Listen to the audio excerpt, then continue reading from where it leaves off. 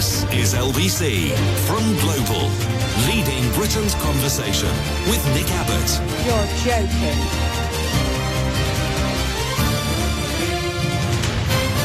This is absolute tosh. OK, messages from last night. Let's wipe these up before we get on with tonight's business. Hi, Nick. Hi, Nick. Have you heard the teenager moonlighting as Warwickshire County Council? As Warwickshire County Council. Not all of it, surely. As the boss of? This is ringing a bell. I'm getting a bell in my mind. It sounds like a repeat to me. Hi, Nick. Have you heard the teenager moonlighting as Warwickshire County Council boss on behalf of the union flag-covered snake oil salesman is against parents vaccinating their kids? What could possibly go right? Maybe we should just strip the warning labels off all medicines and let evolution take care of it. Yeah, I think that's a good idea. Let's just give it a go, see what happens.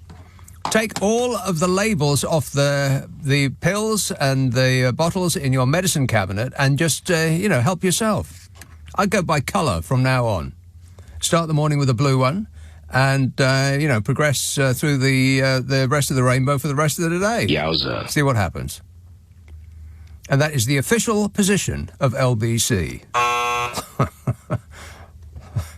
Just in case, please don't do that. Well, that bloke off the radio told me to do it, and now I can't see. Lee in Netherlands says... Lee in the Netherlands says Trump is supposedly $3.4 billion richer now he has come into power. Somebody is filling his pockets, and it ain't me. I make $400 million a year, so what difference does it make? Yeah, what difference does it make? Joe in York says £1 billion. Look, if stacked in a single tower, the pile would reach a high of approximately 7.5 kilometres. That's 4.7 miles. Nearly as tall as Mount Everest, 8.8 kilometres. Of course, this is purely hypothetical, as such a stack would collapse under its own weight long before reaching that height. Well, that's very helpful, Joe, except that it isn't because you don't tell us what it's a stack of. You idiot. Lucy in Balham says... When it comes to things getting better or worse, I couldn't agree with you more on healthcare and health outcomes improving. Oh, we were talking about the 1970s and how people say, 1970s, so fantastic. No, this time right now is the best time to be alive. For all sorts of reasons. For instance, if you needed to find out about something in the 1970s, you'd have to put your hat, coat, scarf and gloves on. You'd have to walk to the end of trudge to the end of your street in shoes that leak in the rain. And wait for a bus. You got no idea when it's coming because you haven't got a smartphone that tells you when it's coming. It might be tomorrow. You might have missed that days. And you go down to the library and you find that on a Wednesday the library closes at midday. But you didn't know that because you couldn't look it up on the internet because it hadn't been invented yet. And so you trudge all the way back home, and then the next day you put your hat, coat, scarf and gloves on and you trudge down to the bus stop and you wait for a bus that might not be coming. You go to the library and then you look it up. Blimey, what a palaver. I mean, and dull, apart from anything else. Boring. You believe that? And today we can look it up in about 2 seconds flat. Artificial intelligence is so smart, it's got the answer before you've even thought of the question. Affirmative. So things are better now. And, we're no more full now than we were then. And food is better and is more plentiful. And there's, the kind of selection that you got in the supermarkets today would blow the minds of people in the 1970s. Groovy. And in the 1970s, people were blowing their minds all the time. Want to score some pot? So, yes, today is much better than the 1970s. That I believe was my point yesterday. But the 1970s was better for music, and right now is better for haircuts. That's just a fact. And on that subject, says Lucy in Balham says, when it comes to things getting better and worse, I couldn't agree with you more on healthcare and health outcomes improving. My parents remember the days when dental care was a lot less delicate, and women were more likely to get referred for hysterectomies, and that was before we even get to cancer care. Bit of a downer. Thanks, Lucy. Brought the entire show down. It's barely even started yet. On that subject, Alexandra in Crystal Palace says, Hiya, Nick. Thanks for standing up for the other side of the 1970s rather than the perpetual the dead were piling up, rubbish couldn't get buried, unions controlling everything, blah, blah, blah, Thatcherite Not sure I can say that word. I was only born in 1972, but I remember it amazingly clearly, including the power cuts, the beautiful if unreliable cars, the jubblies and the music. What are jubblies? Don't tell me. If it's what I think it is, then they weren't only around in the 1970s. I'm pretty sure they're around now. And yes, some have been artificially made even bigger. There's more. But there was a social contract, trust, and even though the era meant that Wilson, Callaghan struggled politically, they were proper, dedicated statesmen, and they really were doing their best. Leave them alone. They're doing their best. Yeah. Wait a minute. A social contract. I'm not sure that's true. What do you mean by a social contract? Well, I'm just asking a screen. It's not going to respond. What do you mean by a social contract, Alexandra in Crystal Palace? Do you mean that we could leave our front doors open and no one would come in and nick anything? Because if you do, that's wrong. And it might be, it might have some basis in truth, but only because we didn't have anything worth nicking in the 1970s. I mean, we had a TV, but it was so vast and heavy, you'd need a crane to get it out of your front room. And it wasn't worth having, really. We didn't even have video recorders back in the 1970s, did we? And all of our watches and jewellery came from Argos. I don't know whether they existed in the 1970s, but nobody had nothing worth nicking. That's my point. This text says, Michael Portillo wears pink trousers. That's all it says. There was this blizzard of emails last night about people wearing pink clothes in answer to something that they thought I'd said. I don't know whether they were listening to another show or maybe I lapsed into a coma halfway through the programme and forgot what I was saying. But I don't recall saying anything about pink, anything. Justin in Andover, how many more of these have I got? Oh, not many. Wow, I'm doing very well. Well ahead of schedule. No idea where I'm going, but making excellent time. Justin in Andover says, Nick, have you seen the pictures of Bodger Liar Johnson on holiday sporting his new beard and haircut? Well, I saw that there were pictures, but it was behind a paywall, and if you think I'm paying for that, then you've got another think coming. This says, still mystifyingly on the pink theme, I've got some pink trousers, but I have the good sense not to wear them. Well, that's nice. Tricia in Rhode Island says, I am a lifelong progressive Democrat. Joe Biden got us in this mess, the transitional president who, overwon with hubris, decided we'd vote for his failing self until it was too late, 3 exclamation marks. And the herd, Senate / House saluted and declared he's fine, nothing to see here. The Dems had a good chance if, capital letters, we'd had a competitive primary season. You understand that? No. I'll sum it up for you. No idea. And that, I do believe, concludes last night's emails. And I appreciate your cooperation. Right, let's begin on today's business with a call in Heston by Isaac. Isaac. Hello, Nick. Yes, sir. 3 things. Couple of 3 things. Business. Yes, 3 things. And one thing followed by 2 things followed by 6 million. 6 million things. Right. First thing, I would like to thank you and James O'Brien for your service. Okay? Thank you. Yeah. I'd like to thank you. We thank you for your thanking us. Yeah, because, you do my thinking and talking for me. So, and I'm serious. Well, if you're serious, then I think you need to think your life out again. Don't let me do your thinking for you. I can barely do my own thinking for me. I'm here I don't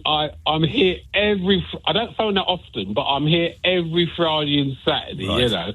Well, you say it best when you say nothing at all. Number two is that apparently Donald Trump hasn't been seen since Tuesday, so it's causing speculation across the big pond. Yeah, maybe he's been out doing a marathon. Exercising is fun and it's nice. How would he know? Probably health issues, but apparently his team have been taking over and doing his talking for him. So yes, okay. I have detailed files. I'll lay that on you in a minute, baby. Right.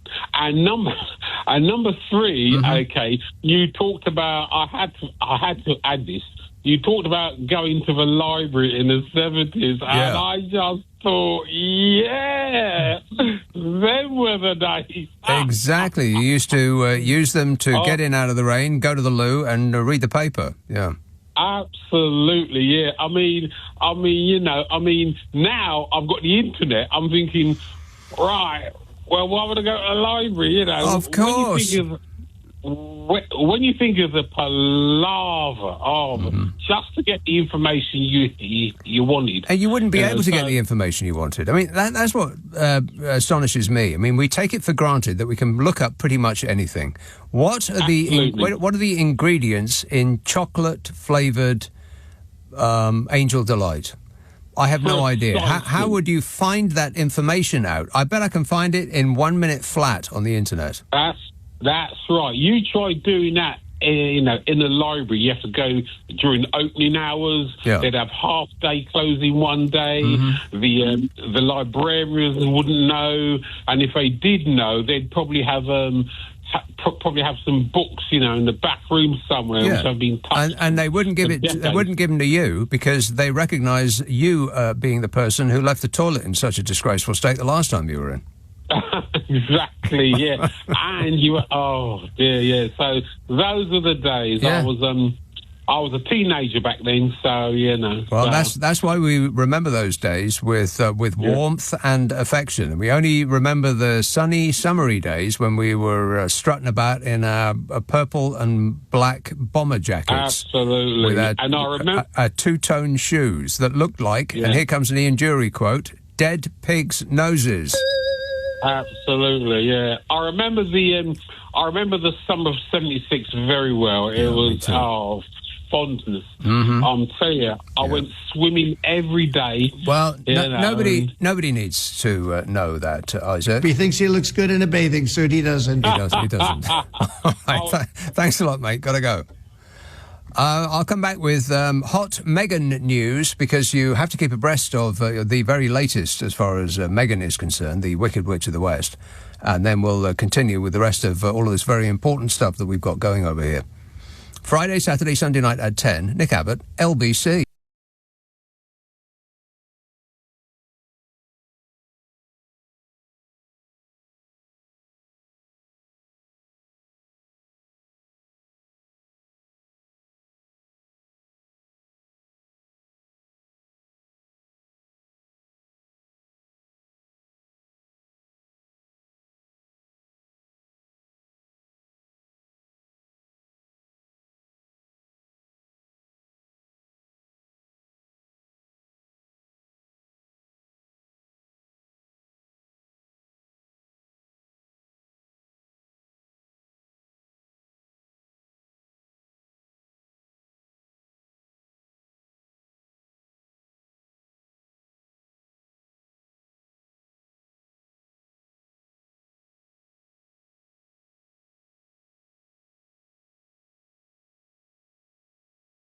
Leading Britain's conversation. Nick Abbot. Alexa, send a comment to LBC.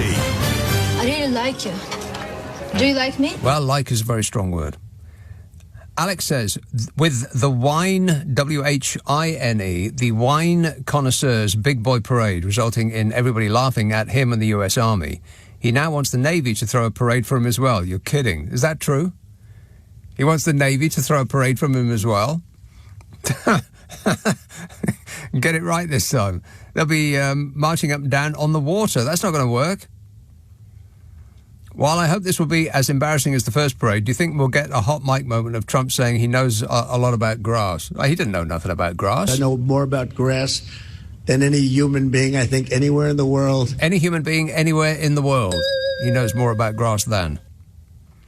he does not want the Navy to throw a parade for him as well. Does he? I mean, it's funny, but it's not funny, is it? Emperor Squeaky Tanks wants to have another go at a North Korean style military parade. Glasgow. Hello, Eric. Nick. Eric. Nick, how are you doing?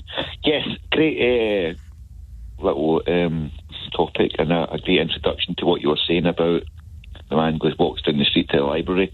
But, you know, that's a bit of philosophy for missing enjoyment out of things, isn't it? Because then you get your feet wet type thing and then it's all a bit of a laugh. You know, I am fully on board with people experiencing life directly rather than just staring at a screen all day long, yeah. Aye, no, well, I'm actually thinking about, right, I've got a decent life and I spend a lot of my time outdoors, fishing and stuff like that. Yeah. I live in Scotland. I'm actually thinking about giving my laptop away and binning my phone for a year because I don't think I'll need them. And people are saying to me, how are you going to get by with communication? I says, well, just need to do it on the right letters to people. I write letters anyway from my home address, but I think I can live with my phone and my laptop easily. I'll miss my music. I mean, I play my music to other millions, but it's given it up for a year just to see if I can do that, and I think I'll be able to do it. Well, I want you to give me... Oh, no, you won't be able to give me a call, will you? Because you ain't got no phone. But send us a postcard. How about that? All right, mate. Catch you later. Send us a postcard from the real world instead of this fantasy land that you are that you dive into at the beginning of the day and you don't come up for air until the day is over. And then you lie in bed and check whether you've missed anything since you put your phone down 3 seconds ago. This entire species has been taken over by a few psycho tech bros in order that they can make even more money on top of the vast riches that they'll never spend in 100 lifetimes. What a way to run a planet, eh? Dreadful. OK, here's that story. The US Navy is reportedly planning large-scale public celebrations for the for its 250th anniversary after a controversial anniversary parade for the Army in Washington in June. Which reportedly disappointed the president, whose birthday coincided with the event. He was disappointed. Trump told aides he wasn't thrilled with the $30 million army spectacle, where crowds were smaller than expected. Some soldiers were seen marching out of step. Some? Was there a single one that was seen marching in step? No. No, I don't think so. I mean, do you think that by accident a group of soldiers would, like some of them would be in time with each other, but not one single one was. They were shuffling along like they were going down to lay a bet on how bad the parade was going to be. Trump told the aides he wasn't thrilled with the $30 million army spectacle, where crowds were smaller than expected. Some soldiers were marching out of step, and nationwide No Kings protest took up much of the public spotlight. The public that were there said... Now the Navy is trying to plan a larger event featuring a shimmering spectacle with seacraft. God, this is utterly ludicrous. What a preposterous man he is. See, when they said that, well, yeah, all right then. Emperor Palpatine hands, we'll give you a parade. And he was expecting one of those highly choreographed, utterly precise North Korean-type parades where 1,000 people march in precise formation and change direction on a sixpence. And that's not what he got at all. Just got some blokes in uniform shuffling along, one of which was holding a drone in the air in his hand. I mean, they couldn't even put the batteries in it to make it go along the parade route on its own. Utterly hilarious. And he looked there, he sat there slumped, even more slumped than he normally does, utterly devastated. I'm surprised everybody didn't get fired. I mean, you know, like everyone. So now he wants another one. Oh. Hey, people, you good people of America, how's it working out for you so far? You dinglings. He's president, can you believe that? I'm president. Can you believe it? No, we can't. We really can't. It's really hard to believe. The human race has taken a wrong turn somewhere. I don't know what the hell is going on here, but this is the stupidest timeline that's ever been invented. I think we made a wrong turn at the fork, back a ways. It's going to have another parade, this time on water. What could possibly go wrong? Well, lots, and I hope all of it does. Merthyr Tydfil, hello, Jeff. It is amusing. It is very funny, but it's not really. Is not it? really, no. About it. It's tragedy. Because if this one fails to meet with his approval, then I'm assuming that he will declare war on the Navy. He's going to have to give his army water wings just so they can go and fight him. Good grief. Well, anyway, I got back to business. I got a report from this neck of the woods in Wales. Mm-hmm. Sam Bozo has been wandering about Wales taking photographs of Welsh flags. Oh, yeah. It's the English disease has crept over the border, and now people... I saw him doing it in Rhyl. Well, you know, if there's any town that needs a little beautification, it's Rhyl. I mean, just try anything. Anything would be good at this point. Well, he came down to South Wales. There's a high street in Treorchy, which has traditionally flown the Welsh flags. He's taken it, and they've been doing it for years. And he took a photograph of it and said, look, we're all in this together. You know, we're all anti-immigrant, you know, in this sort of huge thing of getting together. So much so that it's irritated there's a folk singer down this neck of the woods called David Iwan, who wrote a song called Amar o Hyd, We're Still Here, which is a song about how the Welsh have still got their language and their culture and everything else, and had it for about 2,000 years, and we're still around annoying people. And it provoked him into saying and coming out publicly on the media and saying, look, I didn't write this song for it to be overtaken by these people who have come down to just photograph and use these things in some sort of mistaken idea that we are all sort of united in this madness that's taking place in England. They don't speak for us. No, they don't speak for the majority. But, you know, as usual in this country, we are swung around by whoever shouts the loudest. Yeah. It's not necessarily numbers, it's just, you know, volume that's the thing. I'm a nutcase. And he shouts really loudly. Yeah, well, this whole reform thing, which has now taken another turn, hasn't it? In the sense that people are actually saying to the BBC, to the ITV, and saying, look, you know, even tomorrow morning now, already Tice has got a seat somewhere to spout off again. Yes. It just goes on and on and on. Well, there is a very detectable urgency among the right-wing press to get Nigel Farage to become our next Prime Minister. The offshore tax-avoiding billionaires who have patriotically left this country to go and live in another one, but still want to direct the nation from afar. Those people seem desperate to get Nigel Farage to get into number 10. And like I said yesterday, if you think that the interests of billionaires coincide with your own, then I have a second-hand car that I would like to sell you, which is in perfect working order, believe me. Well, I did read somewhere now. He's got a new nickname, I think. It's called Dubai Dick. Nice. Well, yeah. I mean, he's one of these people that lectures people for working from home while he's 7,000 miles away. Yeah, well, I think he goes on the telly sometimes from Dubai. That's what I understand as well. He's in some room, you know, with and tells us all that's going wrong. Well, he tells us about people who refuse to, you know, abide by our mores and our ways from a place which I would bet every penny that I own that he does not live by the standards of the people in Dubai. I bet you that he doesn't. I bet that he is, ensconced in some walled compound where only British people reside. Brits and Americans, probably, yeah. But he does not live the life of the local while criticising those abroad for not doing the exact same thing.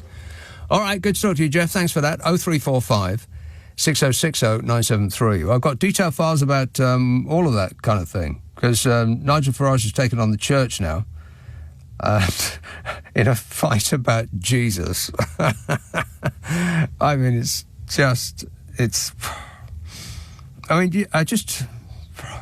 words fail me sometimes. Lately, I've just wanted to tune out of this whole thing. And by the way, if you do want to tune out of this whole thing, and by this whole thing I mean, the planet and everything that's on it, then I do believe that I have the perfect answer for just that very thing. And it is a podcast that I do with Carol McGiffin. Oh, right, yeah. It's called What's Your Problem with Nick and Carol?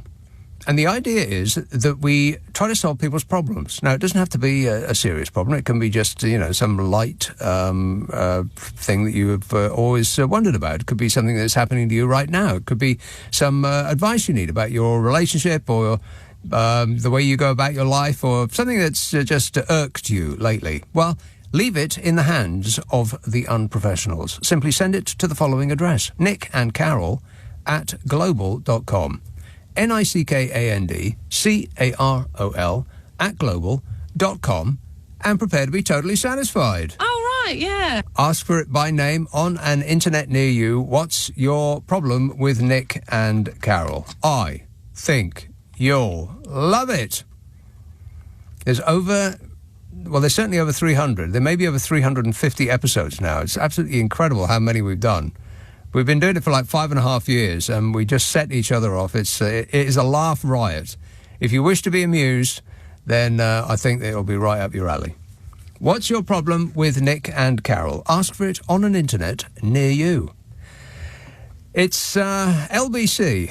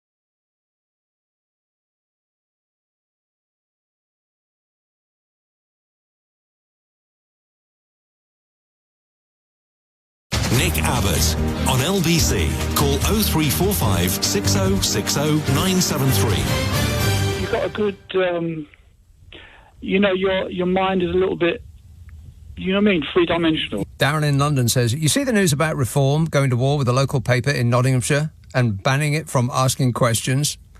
Yeah. And then in the same breath, they criticise other people for restricting their freedom of speech. Don't vote for Reform. It's dangerous. They're a mad, bad, far-right, racist party. Well, I guess you should know, Nige. If you say so. Bowing to your greater knowledge in that regard. Rochester, hello, Lulu. Hello, Nick, darling. How are you? I am super. Thanks for asking. Oh, do you know, I only had to say to your glamorous assistant today to get through, I've been to a daytime disco, and he was like, A daytime disco? Yeah. I said, when you're of a certain age, you can't do all-nighters in Ibiza anymore. We just haven't got the stamina. So you go out at 2, come home at 8, cocoa and slippers by 9, in bed by 10. It's beautiful, That sounds like a great idea. It's fabulous. Because why do clubs have to start so late anyway? I know. That used to. Yeah. I mean, some clubs start at 3 in the morning. How can you stay up that late? Well, I know how you can stay up that late, but after a certain age, you kill yourself. You kill yourself. I mean, I did 7 nights in Ibiza a few years ago. I ended up in hospital when I came home. That's how bad it was. Yeah. But, youngsters aren't even doing the nightlife thing anymore. They're not doing it. So it's like old codgers like me who are doing the daytime stuff. Right. We are leading the way in the rave scene. But anyway, so I've got three things there. I've got Trump, I've got Band of Brothers, I've got funk. Well, now, wait a minute. Let's. I want to talk more about the daytime disco, because that sounds sounds like a fantastic idea. You start at 2, like the doors open at 2, so you can get there late. So you can maybe get there at like 4, and the party will have started already, and then you just slide straight on the dance floor and give it the jiggy jig. And you know what's beautiful? If you have too much to drink, you're home by 8, so you can have a lot of water before you go to sleep, so you have no hangover. Yeah. It's just like a win-win-win. It's just really great. And was it all people of your age? Yes. Right. There aren't any youngsters there. But and what kind of music were they playing? So, soul, funk, jazz funk, all of that. James Brown, Parliament Funkadelic. Yeah. Yeah, and it's just really, really good. It's the way forward. I think this is how, Like it's supposed to be. Yeah. So, look, can I just say, I take a little bit of umbrage at your names for Trump because they're too cutesy and almost affectionate. Yeah, and, I know. And this man is a psychopathic demon, so I prefer to call him. You read it how, I think last week, that person who did that whole thing on Trump, and the last sentence was, this bloated obscenity who dares to call himself a leader. So to me, he's a bloated obscenity. Yeah, and that's what he's going to be. Well, I suppose so, but bloated obscenity is not as funny as Emperor Squeaky Tanks. Well, okay, but I don't want him to have any kind of affectionate connotation. Yeah, how about this one? Donny Gropenfuhrer. I mean, Yeah, I like that. Okay. How about, how he falls asleep in public appearances? How about Don Snorleone? Well, that's not bad. It's not bad. I'm going to write that down. Don, it would only be appropriate in certain circumstances, but he's always dozing off, the old duffer, isn't he? I mean, God almighty, he can't stay awake for more than 5 minutes. Well, the internet was certain that he was going to do the big sleep. Oh, when? Now? Oh, God, like don't now. hit me with a good time. I've literally got Dom Perignon chilling, waiting for this moment. Right, well, whoever follows him might be even worse. You just don't know. Oh, yeah, but you know what, Nick? I tell you what, when he goes, I mean, the world will celebrate. And I know what you're saying. We've got these hideous creatures behind him. However, I feel that, he, as you said before, he's got this sort of crazy charisma that people like. I think once he's gone, the whole MAGA thing will crumble. I think that's possible, yeah. Yeah, because J.D. Vance is just, he's weird. He's just toe-curlingly awful. I mean, just to look at a still picture of him is bad enough, but to see him actually, flapping his gums and the stuff that he says is just excruciating. And he has got what the Germans call Backpfeifengesicht, which is a face that needs a fist. I mean, he is the personification of that word. I do believe that we're actually learning a different language on this, bro. It's educational, this show, no? No. Yes. I have learned German, and, that is a really great word, because the Germans have really good words. They're very, very long words. Yeah, that really describe something. 20 syllables long, whereas other languages put it in a paragraph. They just put the whole paragraph in one word. Yeah. In one word. It's so good. Can I just tell you, Nick, on iPlayer, there's a great show called We Want the Funk, right? Pertaining to my daytime disco. So you've got, it started with James Brown, Godfather of Funk, and then it goes on to George Clinton, Parliament Funkadelic. Oh, my God, it's fabulous. I mean, are you aware and familiar with Bootsy Collins? Yes. Isn't he just the best? Oh, my God, I love him. And I might get a chance to meet him next year, because a friend of mine who does, he's a promoter for shows. Apparently, George Clinton's coming over, and he knows how much I love Parliament Funkadelic, and he said you can meet him and possibly Bootsy as well. Right. Well, I would counsel against that. Would you? Yeah. I know what you're going to say. Don't meet your heroes. No, because it could go great, and then you will continue to have warm feelings about him. But it could go badly, and then it might crush you. Anyway, I wish you all the best there, Lulu. And, yeah.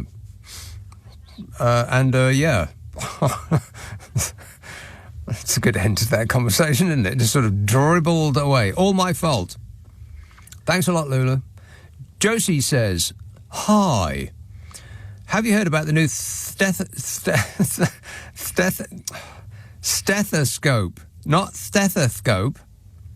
It's a new stethoscope which features AI. Affirmative. It's the first change of this instrument for over 200 years. It can detect more heart problems and even the flow of blood pumping through the heart. How fantastic is that? Said Josie. I had doubts about artificial intelligence, but if it's put to this sort of use, I can only cheer for the fact, says Josie. Yes, I have heard about that. It's extraordinary. It's one of those things that seems like, wow, that's the future, that is. But it's right now because they're actually doling them out to medical professionals in this country at this moment. So it's here. The future is now. James says, I request an A to Z of Trump names. Herman Mao. That's great. He's just given us a couple of examples. Herman Mao. I'm going to have to start a whole new page. I'm going to go over... I'll just write on the back. Herman Mao. Donald Gump. No. The Inclementine. No.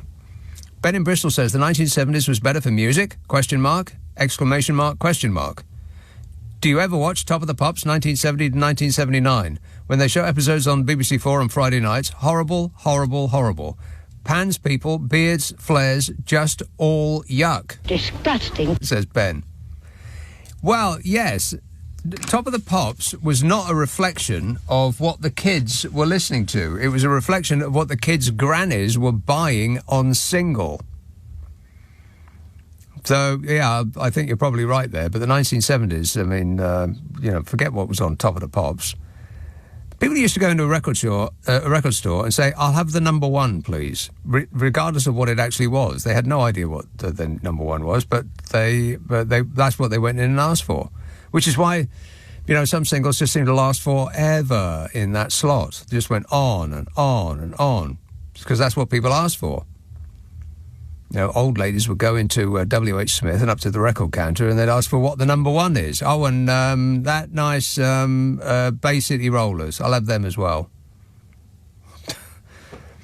It was dreadful. I agree. But the 1970s was without doubt the best decade for music in the history of the world, and that's just a fact. Bootle on Merseyside. Hello, Sarah. Hello, Nick. Sarah. Nick, what a week. I wish it was the week that was and all.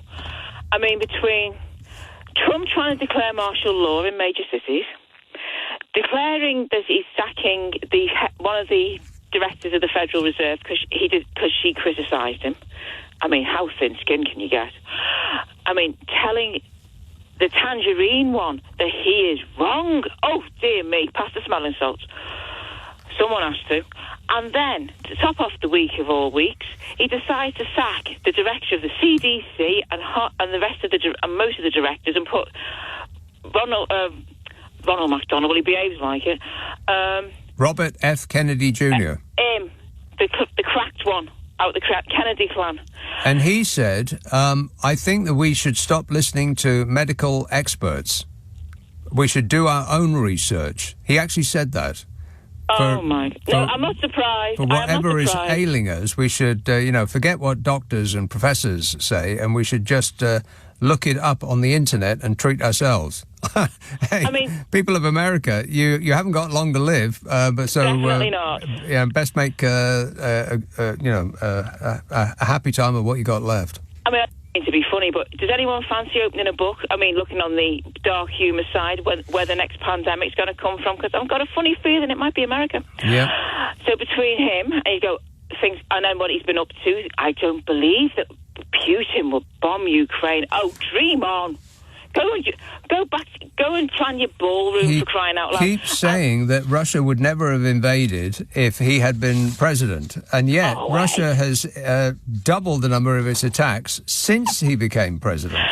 This goes to show that there's definitely something wrong with that brain, and he has got something in common, I think, with Capone and with Henry VIII, because judging by his behaviour, apart from his usual personality disorders, which, looking at his niece's book, it was quite lengthy, I think also that she skipped something. I think he may have a touch of syphilis.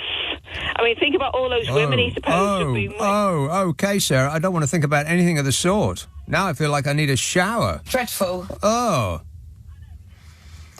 But on that Russian thing, of course, we got hit the other night. The Russian ambassador to the UK has been summoned by the Foreign Office following attacks on Kyiv the other night, during which the British Council building in the Ukrainian capital suffered major damage in Russian strikes. Foreign Secretary David Lammy confirmed that the government had summoned Andrei Kelin, the Russian ambassador, in response.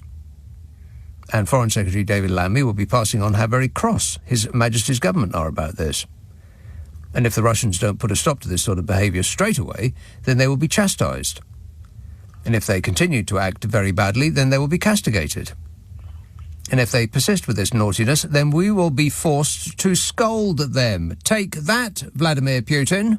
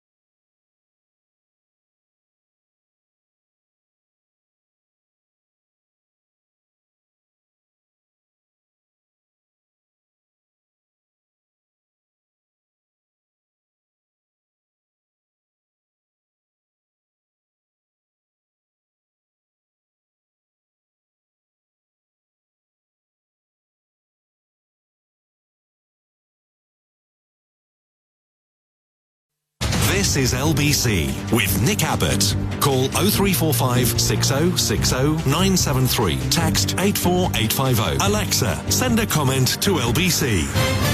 Everything is going extremely well. What gap? This says, imagine how much harder it must have been to pass exams and get a degree in university with your coat, hat and scarf down the library in the late 1970s and 80s.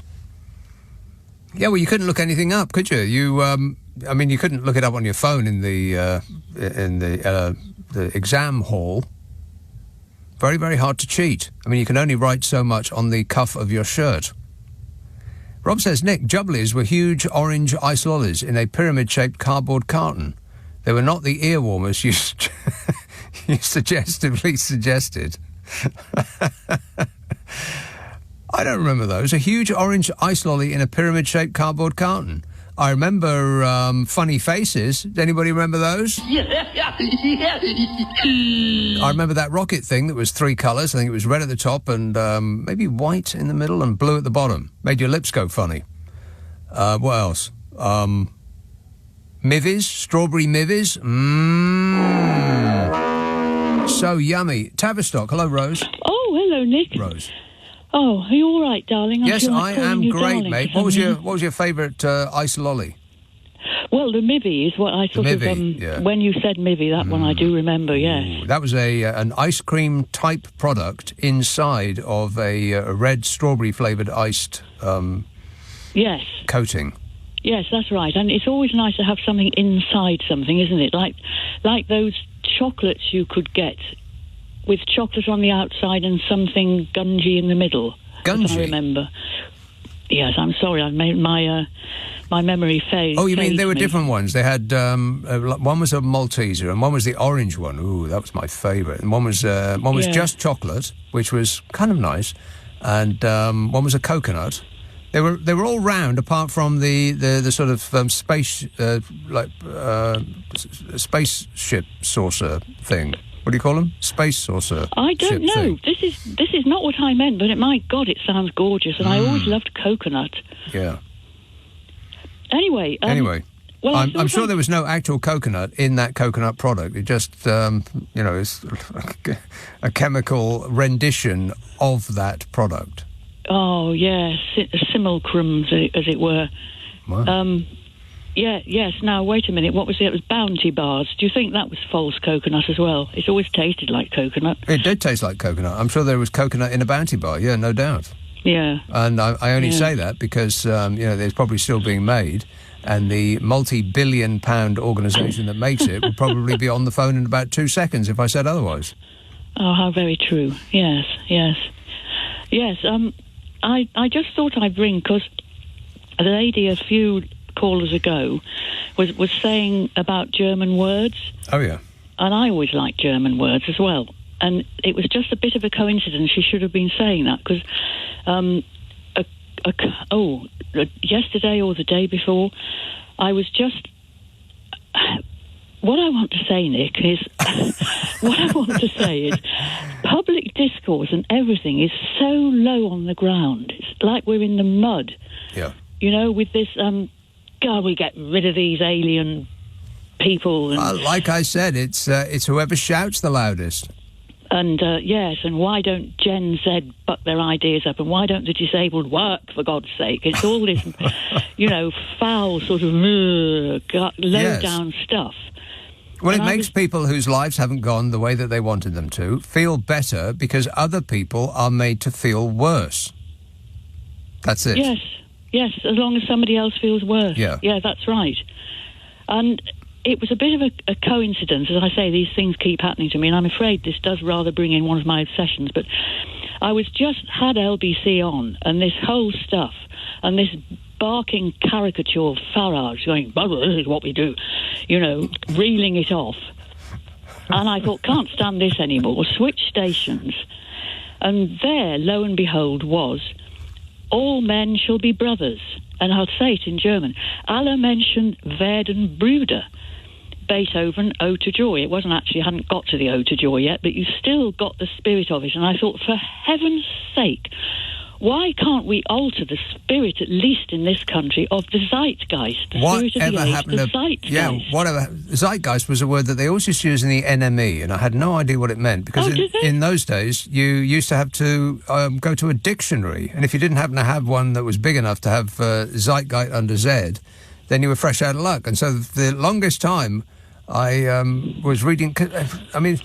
The journalists were such suits. They used to throw in these really long words that school kids, who were their audience, had no idea what they were talking about. And zeitgeist was one of those words. Oh, it's a lovely word. I don't know. Yes. I don't think lovely can be applied to any German word. I think they're pretty harsh. It's a harsh language. Well, yes, it is, isn't it? And yet somehow it's beautiful. I'm not sure it is. It sounds like they're yelling at you, even when you're whispering sweet nothings in your ear. Whereas Italians, I mean, they could be directing you to the nearest car park, and it sounds like they're making love, sweet love. Now, that's interesting, isn't it? Because I don't like that sort of language. I think I like something harsh. Isn't that weird? I think I like the hardness. I like the z and... Anyway, I was going to launch just very slightly further to another coincidence because, when would this have been? A little bit longer ago, I was jotting down stuff for a call that I actually never made, and I was saying, now what is a dictatorship? You see, and I wrote down one very basic thing, which is one individual can do absolutely anything they want. And there is no law to protect any citizen. And lo and behold, are the law. Yes. Yes.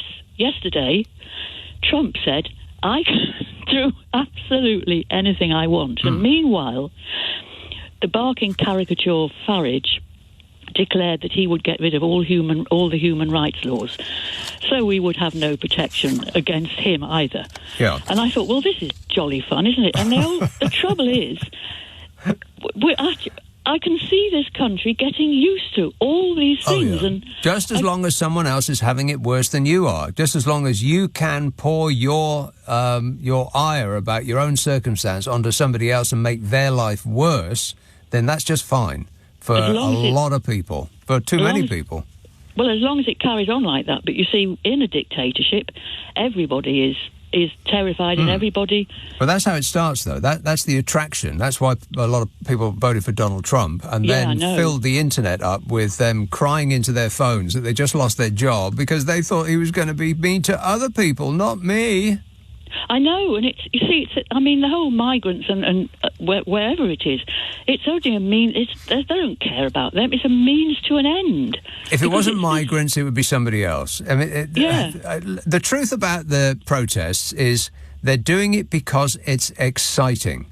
If they weren't doing that, then they'd be getting drunk and picking fights with strangers in bars, or getting in their gang of and wearing the colours of their football team and chanting and kicking the hell out of the opposing team supporters at the end of the match.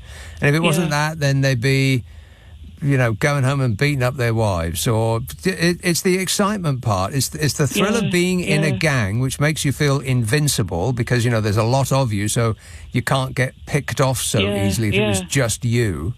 That's what this is. It's It's a day out. Most of the people that are protesting outside these hotels aren't local. The locals are the ones that are protesting against the people that are protesting outside these hotels. Yes, I remember that. These people have travelled for this. It's like a day out for them. It's a thrill, making other people feel more like it's sort of like a superior, feeling superior for your race. And all those white supremacists always, and I know I've said this before, but they always look like the master race types. They always look like they've been assembled from the bits they found at the back of a hospital in the skip. Yeah, I know what you mean. It's all about, at last, I can feel superior to someone. This is the thing.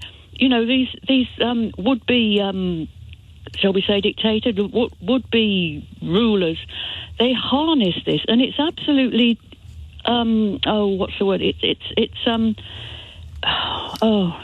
traditional, and that's not really the word I want. I had a word in my head, but while I was listening to you, I feel your pain, and you can feel it floating away, and it's almost like it's a balloon, and it's just floating away, and you're trying to grasp the string, but it's just gone. It now. Yes, I'm desperately trying to grasp it as you speak. So all they've got to do, really, it's just time-honoured. That's it. Time-honoured. I can get rid of these frightful people for you. Yeah. And you only have to vote for them once. Power. Yeah, that's why they're doing it. Exactly. To get power. Well, they don't care about migrants. Of course not. They don't. They're using it as a lever to get more money and more power, and the money comes with the power, and that's not, and that ain't nothing. So the money, I'm sure, is at the front of their minds because that's what power comes with. And you only have to vote for them once, because after you vote for a wannabe dictator, if their little scheme goes to plan, you don't need to vote for them again because there won't be any more elections. No, of course not. No, because they, as you said earlier, they are the law. And I think that's what people don't seem to grasp, that's what it is. Well, they don't want to, because they've made it their personality. Their whole being is invested in that person and in what that person has told them that they're going to do for them, like Brexit. They can't let go of the dream of Brexit because it's too much loss of face and it's too much loss of hope. That's the sad part. I mean, I almost feel if they weren't so utterly vile, yes, I would almost feel sorry for them. But they are, so I don't. Rose, I've got to go, but thanks for that. Cheerio. Chin up. It might never have. Oh, no, that's right. It already has. This text says, imagine how much harder it must have been. Oh, read that one. This says, Jubblies with huge orange ice lollies. Got it. Lee in Worthing. Hi, Nick. May I recommend for your listening pleasure Wolf Alice, the Clearing LP? No. But thanks for asking. George in Bath says, Nick, have you noticed the recent epidemic of dogs being transported around in mini pushchairs these days? Roll on a nation of obese dogs requiring slimming aids and mental health counselling. Yeah, I have seen that. It's not a baby. It's a dog eye.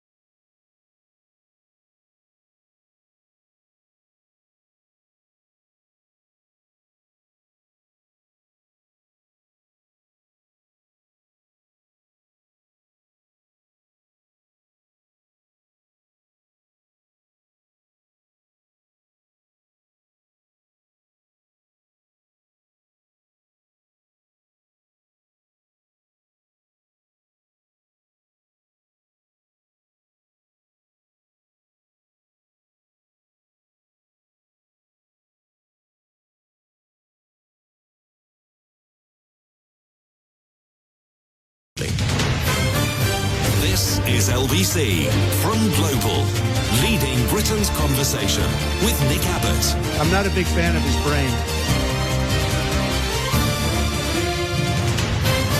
Anybody care what this guy thinks? No! So the internet was all of a speculation about the death of one Donald Trump.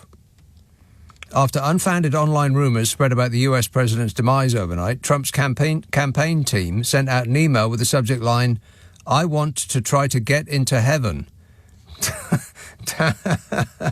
tapping the viral speculation to pump his devoted followers for cash. Can you believe it? Like, this guy needs more money from his most ardent fans. I'm stunned. Rumours began to circulate overnight after the White House confirmed that the US president had no public events scheduled for today, tomorrow or Monday. Or for the rest of his life, maybe. That's the conclusion that people on the internet came to. In the email, Trump's team wrote, "I put my life on the line willingly because this is what I was made to do. But our movement, the beautiful MAGA movement, is powered by you. That's why I've launched a 24-hour Trump fundraising blitz, and I'm asking everyone to chip in $15 to make it one for the record books." I mean, let's see how many gullible yeehaws we can con out of money that they can't afford to lose, is the it of it. The president, 79, has been covering bruising on the back of his hand with makeup that doesn't match his skin tone for some time now. But it's hard to tell, really, because what is his skin tone? I mean, it depends where you look. On the front of his face, it's a sort of burnt umber. At the side of his face, it's an Arctic white. Round his eyes, it's a sort of powdery cream. Your husband is a Dulux colour chart, Melania. I don't care. She's not that bothered. And the White House press secretary, Caroline Levitt, said Trump's hand bruising is consistent with irritation from his frequent hand shaking and the use of aspirin. Yeah, it's almost as though you can't believe a word she says. No use hiding behind that cross round your neck, lying. God can hear you, you know. 0345 6060 973. Somerset. Hello, John. Oh, my God, that was quick. Oh, do you want me to put you on hold? No, absolutely not. I was just talking to Aaron a minute ago. Yeah. Your, beautiful producer. Well, let's not get carried away. Well, no, exactly. But he's a nice chap. Right. Beautiful on the inside. I understand. Absolutely. And he asked me what I was going to talk to you about. Yeah, that is his job. Correct, Amundo. And I said flat earthers. Flat earthers. That's right. And he said to me, "You're not one, are you?" And I said, "No, I'm not." And he said to me, "You sound like you might be one." Well, and I said, "No." That is not indicative of somebody that is beautiful on the inside. And I said, "No, I'm not a flat earth. I do not believe." I said, "I believe the earth is round." Yeah. It sounds like there's a separate show going on. There's the show that's on the air, but there's the even better show that is off the air that only the people who are on the end of the phone can hear. I don't know if that's true or not. But these people, they're called fleurs, flat earthers. Are they? By whom? FLURs. Yeah, FLUR. Yeah. They're literally called fleurs. And the reason that this came to my notice, I was sat in a car a few days ago for work purposes, and we were chatting about something, and someone started talking about 9/11. And he came out with some kind of sort of conspiracy theory. Yeah. And I said, well, that's okay, you can believe what you want. And then I said, but what do you think? The Earth's round. We all know that. And this guy said, well... Yeah, where's the evidence? Exactly. And then he said to me, get this, Nick, right? I said, come on, you're not about to tell me that you think... And he went, well, he said, if you take a football, he said, how does the water stay all around the football? That's a good point, yeah. It's not a good point, Nick. Answer me that, Einstein. And then I said to him, well, hang on a minute. And he said, yeah, trillions and trillions. And I said, gravity and this, that, and the other. Oh. Anyway. There's no such thing as gravity. Show me gravity. You can't. Yeah, exactly. He wasn't impressed with me telling him about hundreds of years of scientific facts. Oh, yeah. I think we've had enough of experts and their so-called facts. Exactly. And then, this is the weird thing, right? He says he has headaches. Yeah, I bet. Yeah. From the noise that's going on in his skull. Yeah, that would give me a headache too. Absolutely. The headaches he gets comes from masts, like mobile phone masts. Oh. And for this reason, even though he carries a mobile phone on his person, he keeps it on aircraft. What do you call it? Airplane? Airplane mode. Airplane mode, and this, that, and the other. And I said to him, I'm really worried about you. I said, what if, you had a problem with street lamps? And he said, oh, they're the worst. Don't tell me what he does for a living. It's head of air traffic control. No, he's not. He actually works with me in a company that's promoting solar power. What? Solar. He actually works with me in a company that is promoting... when I said what, I didn't mean repeat what you said. I was just expressing surprise. I would have thought that solar power would have all sorts of radio waves and, other electronic interference that would scramble his brain. I think that his brain has been very much scrambled. Right. And I work with the guy, and I'm literally working with a flat earther, and I didn't know that these people actually existed. That's the beauty of the internet. They're everywhere. Like, literally. They're in all four corners of the world. Yeah. What can we do to stop them? Education. But I suppose it's too late. It might be too late. Yeah. In this case, I think it might be too late.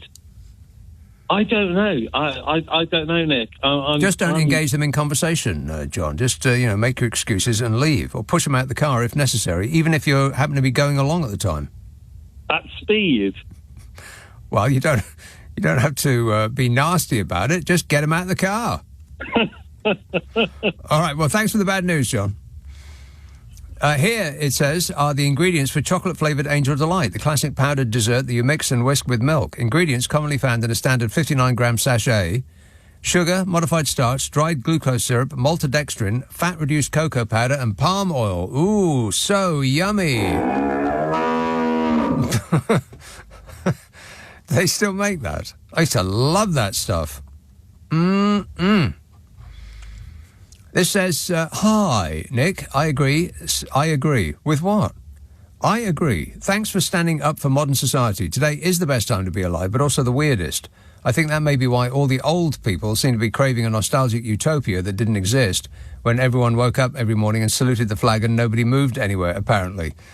Yeah, that's not it. I mean, yes and no. The reason that people think wistfully for the time of their youth is because their knees didn't collapse from underneath them when they went to sit down on the sofa.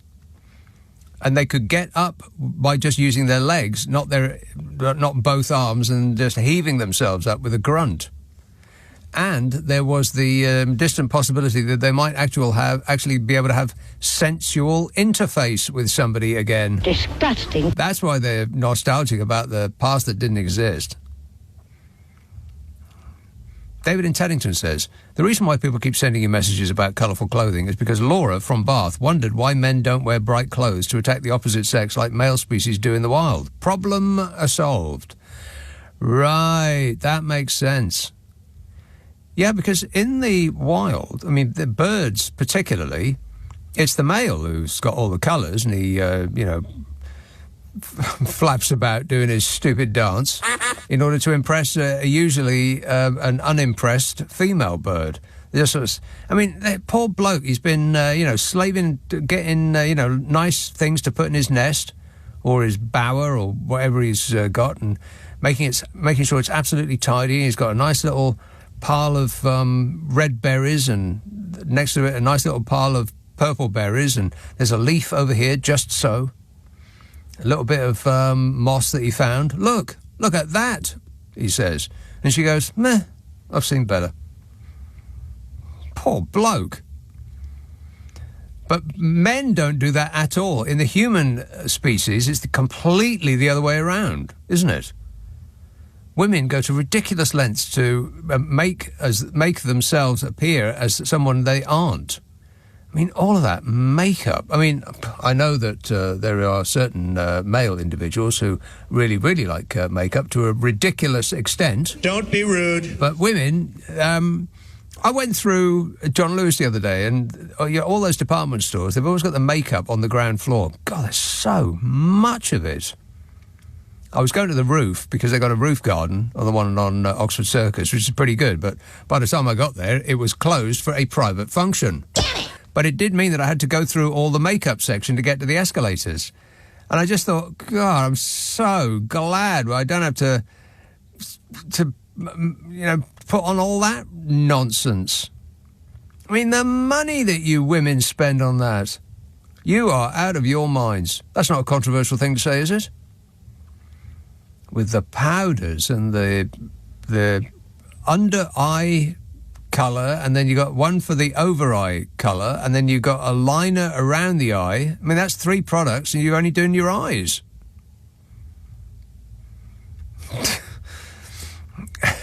And you only have to walk out of this building onto London's fashionable Leicester Square, and you can see how they go out for the night. The women, it's almost that they're opposites. The men show no skin at all apart from their hands and their faces, and with the women it's completely the opposite. Okay, well, it's not the opposite. They do show their faces and their hands, but everything else as well. And they've obviously spent, hours getting ready and wearing shoes that are so uncomfortable they have to take another pair of shoes out with them. And the blokes look as though they just picked up the least dirty thing off the floor of their bedroom. It's weird that it's the...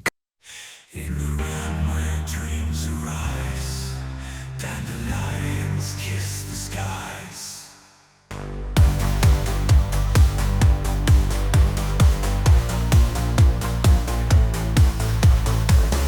In poems and tales they fly free, symbols of boundless liberty. Dandelions whisper in the breeze, a journey beyond with effortless ease.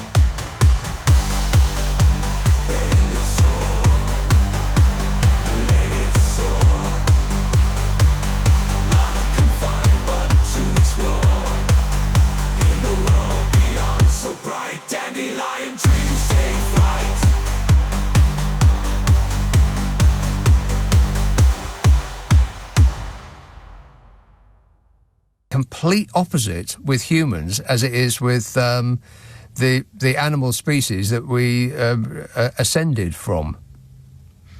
Is that the right terminology? Probably not. All of those makeup fumes are going to my brain. Yowza.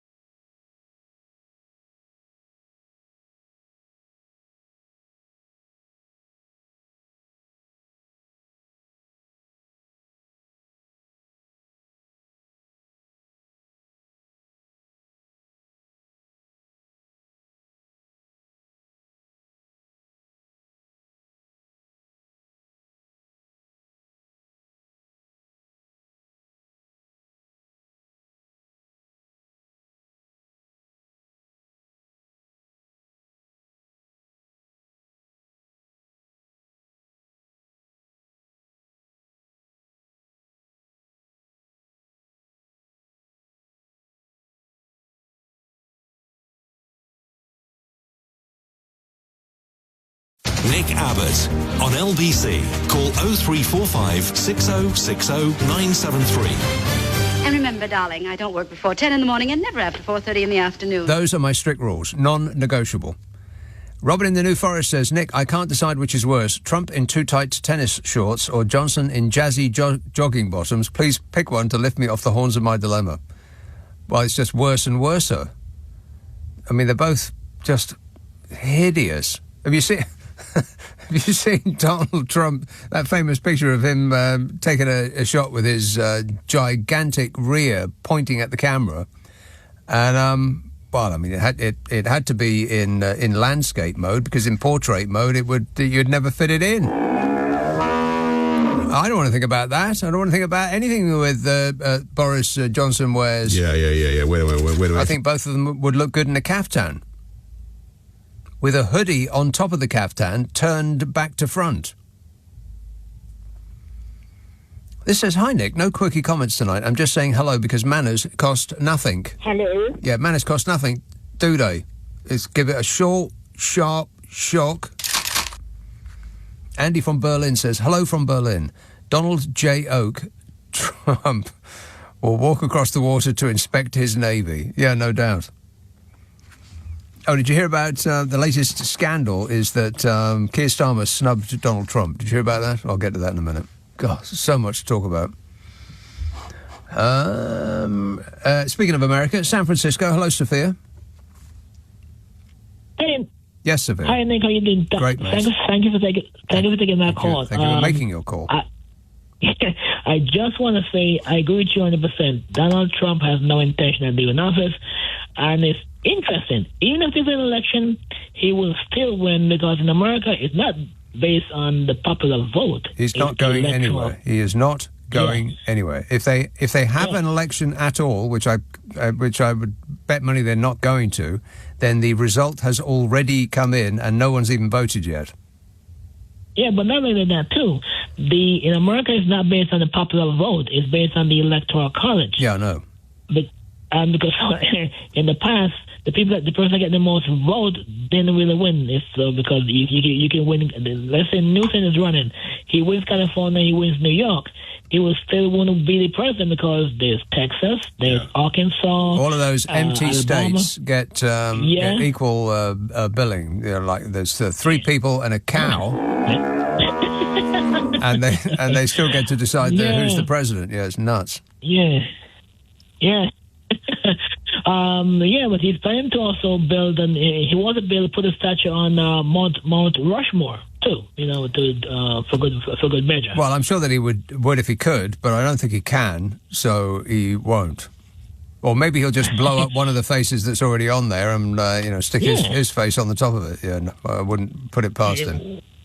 Yeah, well, Trump, the rule doesn't play with Trump. He just make up his own rules and go along. How many times that the court said his trade policies are illegal? He keeps doing it anyway. It doesn't matter whether it's illegal or not. I keep talking to American journalists, and they will say things like, "Oh, well, he can't do that because it's illegal," and don't worry because there's going to be the midterm elections, and then there'll be the other elections, the main elections in 2 years' time, and he can't do anything that's not that is against the Constitution.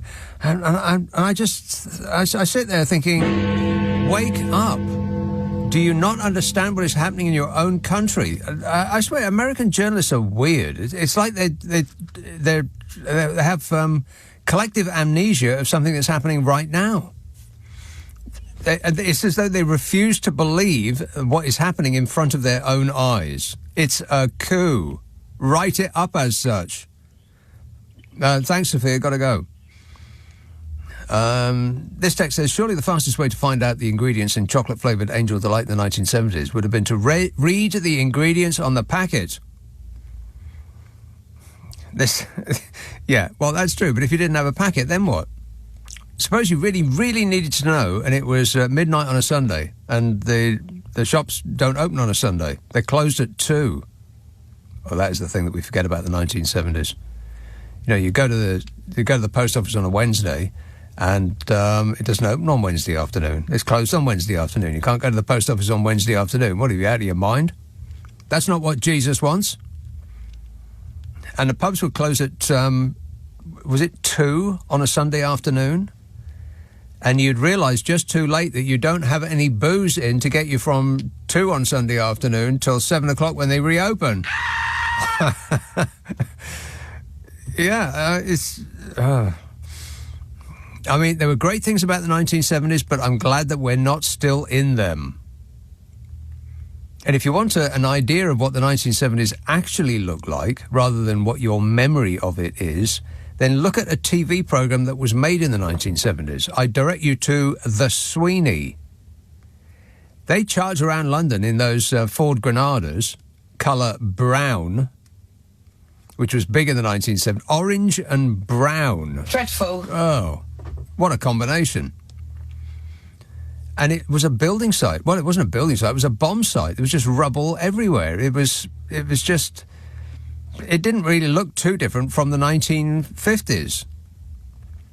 It was a fixer-upper, and it's been fixed up. I mean, I don't know about where you live, but London looks fantastic these days, apart from that monstrous carbuncle that has grown up around Vauxhall. Those hideous towers that could be anywhere. It could be Bangkok or anywhere. But it just ain't London.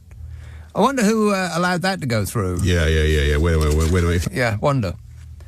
0345 6060 973. Newark. Lawrence. Hello, Nick. Well, I just want to go on about flags. I've been into flags about 50-odd years now. Into? Flags of all description, all different countries. When I lived in America, everybody wanted my Union Jack flag, and I said, oh, no, it's not for sale, And, of course, I was over there during the royal wedding of Prince Charles and Diana, so everybody went ballistic over there for flags, When you say you were into flags, you mean you collect them as a hobby, or you just like waving them around? I put them on display for various events, and it snowballed from there, actually. In what way did you put them on display? Well, when the royal wedding was on, I had the flags out. Yeah, but what do you mean, though? In what way do you display them? On different events, I go around to various places, and they ask me to display my flags. I got about. I'll ask you one more time. How do you display them?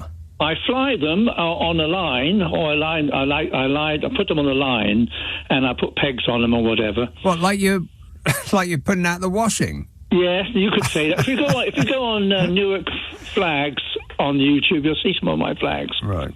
If you go in Newark, just put Newark flags, Newark, you'll see some of the flags I put on display at my old children's school. I appreciate the advice, but I certainly am not going to do anything of the sort. I went VJ Day, I put the flags up for VJ Day. Okay, I put the flags up that's great. National Britain Day. Uh-huh. And I just like to see my flags on display. On the washing line?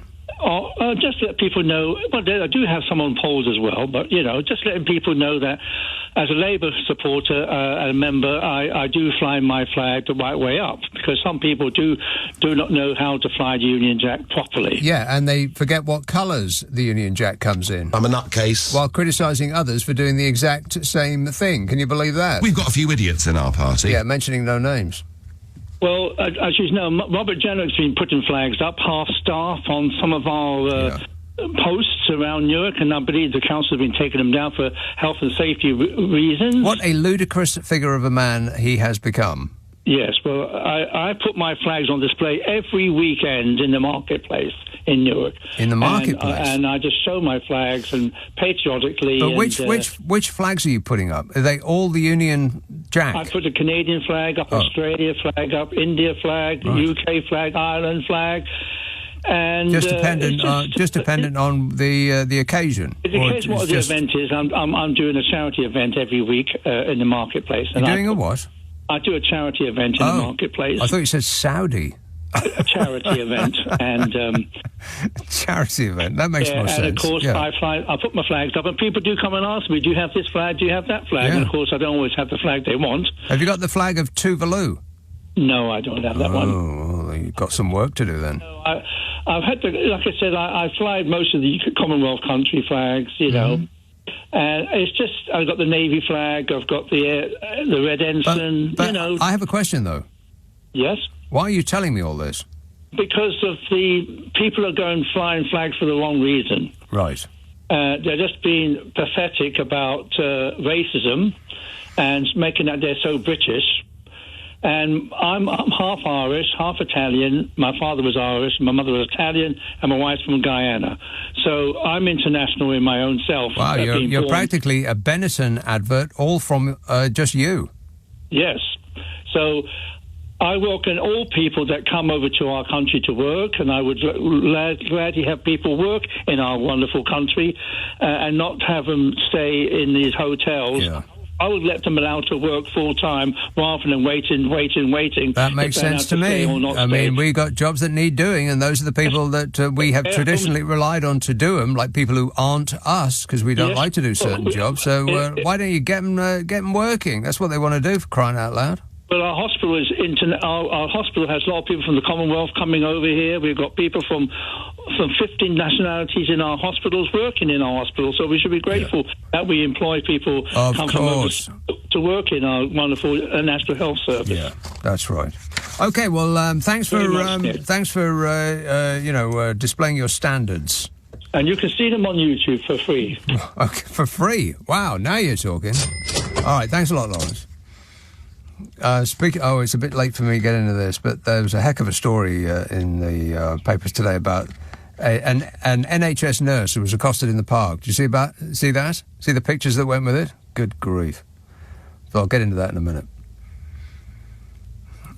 Tracy in West Yorkshire says, "Hi Nick, Trump and grass. I'd love to see this episode of Celebrity Mastermind." I know more about grass than any human being, I think, anywhere in the world.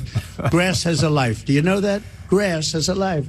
You know, we have a life and grass has a life. Yeah, I'm going to take that as 0 points. You get nothing. It says, surely the fastest way to find out... I read that. Hi, Nick. I'm in France at the moment, and I'm embarrassed when I'm asked at museums, etc., where I'm from. Should I say the UK, GB, England, or sound nationalist? I'm thinking of replying that I'm Cornish. What do you think? Well, I'd suggest Scottish. I mean, Scotland doesn't have a poor reputation around the world. Wales, neither. People might ask you, where's Wales? I'm sure it's not as internationally famous a place as Scotland is. Wales would be a good idea. Or you could say what town you're from. But I do understand, because, the news that we're getting on a daily basis, all these flag wavers, that is not just restricted to this country. Other people are pointing and laughing at us as well. So, yeah, I can understand that. And, it's not all of us. It's a tiny minority of toothless, mouth-breathing, knuckle-dragging morons. Not to put a too fine a point on it.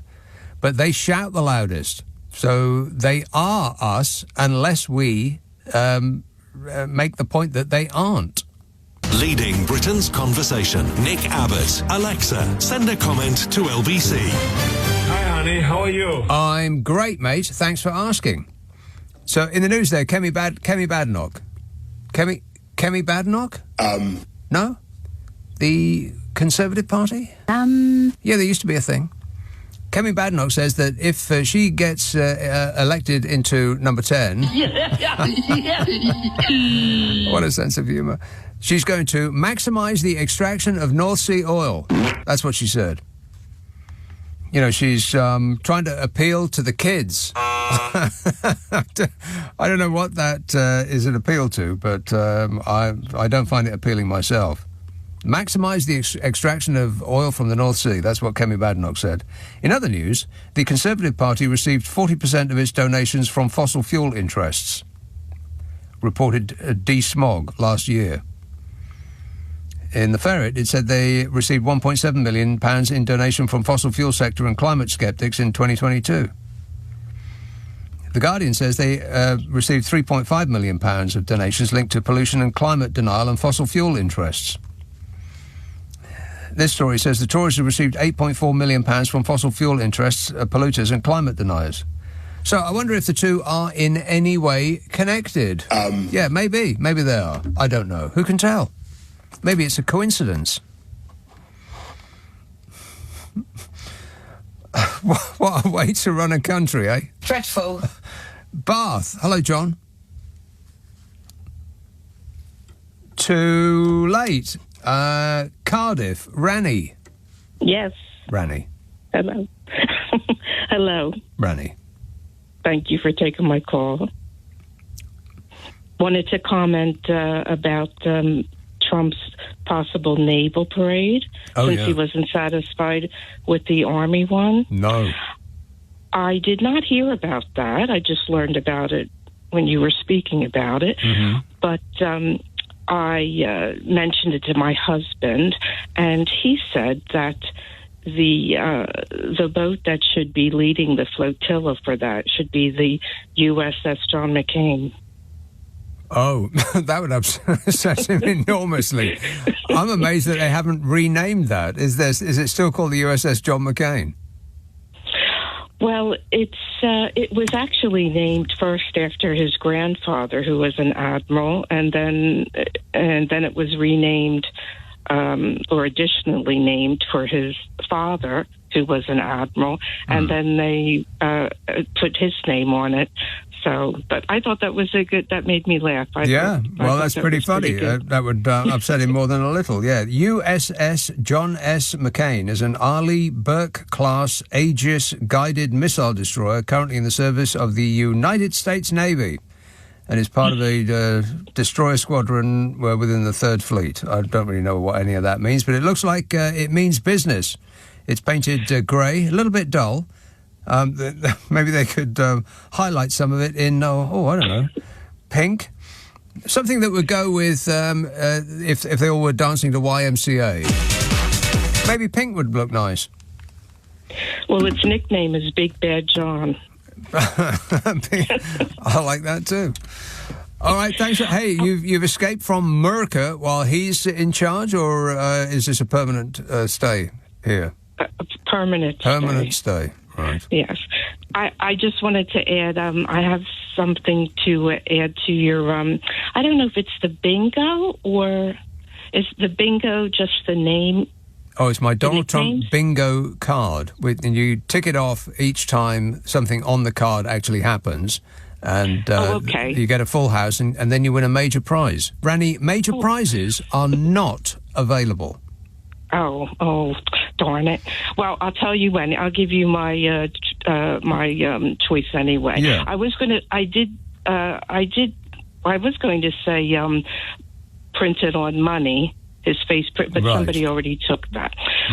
But mine is, I think eventually he will cop a feel on Georgia Maloney one of these days. Can I say that? I just did. Did you say copper feel? Well, maybe that's why she was rolling her eyes when they all met round that table the other day. It's like, oh, God, not this again. Well, if he hasn't, I think eventually he will. Yeah, give him enough time, and because when you're famous, you can do anything. That's what I heard. That's right. All right. Okay, thanks, Nick. Thank you, Rani. 0345 6060 973. Jim in Somerset says, my internet in the 1970s as a kid was my parents' 24-volume of the Encyclopedia Britannica, dated 1968. They were out of date before they came out of the printers. That's right.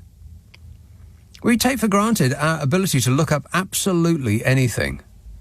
Like, who was the policeman in the film about the end of the world, and he only came on right at the end?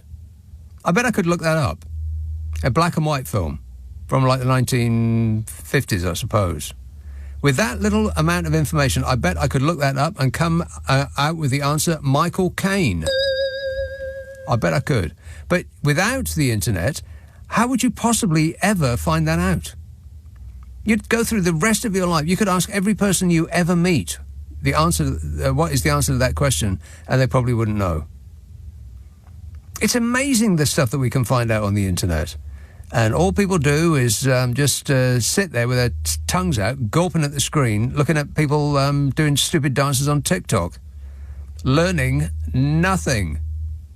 Utterly addicted to learning nothing. This does not bode well for the human race. Let's have Shaftesbury in Dorset. Hello, Alex. Hi, Nick. Alex. Alex. Yeah, that's my name, Nick. I love you, mate. You're going to have to you. come nearer the phone, Alex. Try being in the same room as it. Okay, I'm trying to do this AirPod thing. I'm not really good with that. That's rubbish. Is that good now?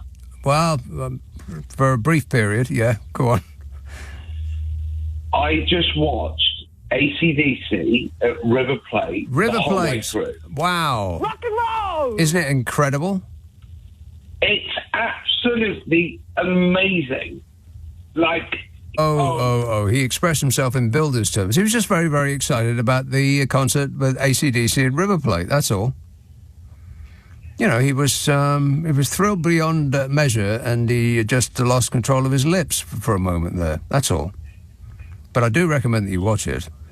You'll never have seen a crowd act in that way ever. I mean, it's amazing.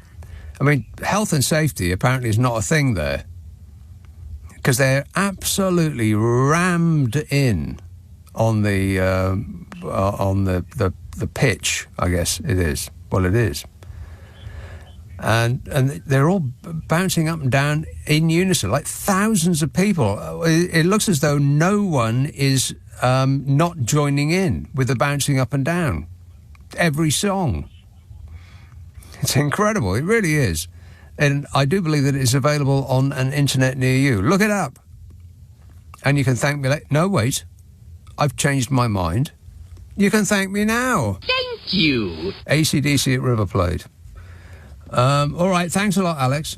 You've said too much. South Kensington, Leonard. Oh, good evening, Nick. Yes, Leonard.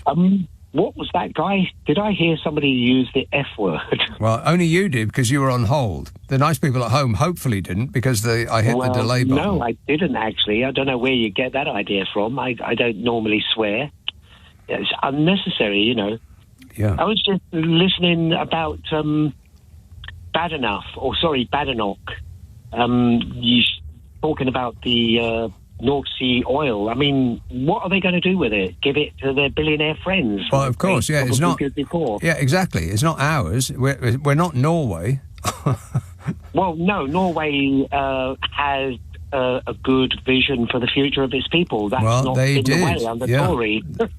They didn't give their oil away to their close personal friends and donors. They kept it, and now they have I think it's the world's biggest state. Oh God, what's it called? I was on the tip of my tongue just a moment ago, and now I've jumped past it, and I can't remember what it was. The state fund That's more or less Well, they're saying it'd be akin to what they refer to as a resource extraction colony for billionaires and their corporations. So basically, I don't know. I just don't think Bad Enough will ever be Prime Minister, so it doesn't matter really. But, I mean, with regards to the jobs market, my neighbour's got a very young daughter. Well, I say young, she's 21, which is young, I suppose. But a lot of young people can't find jobs.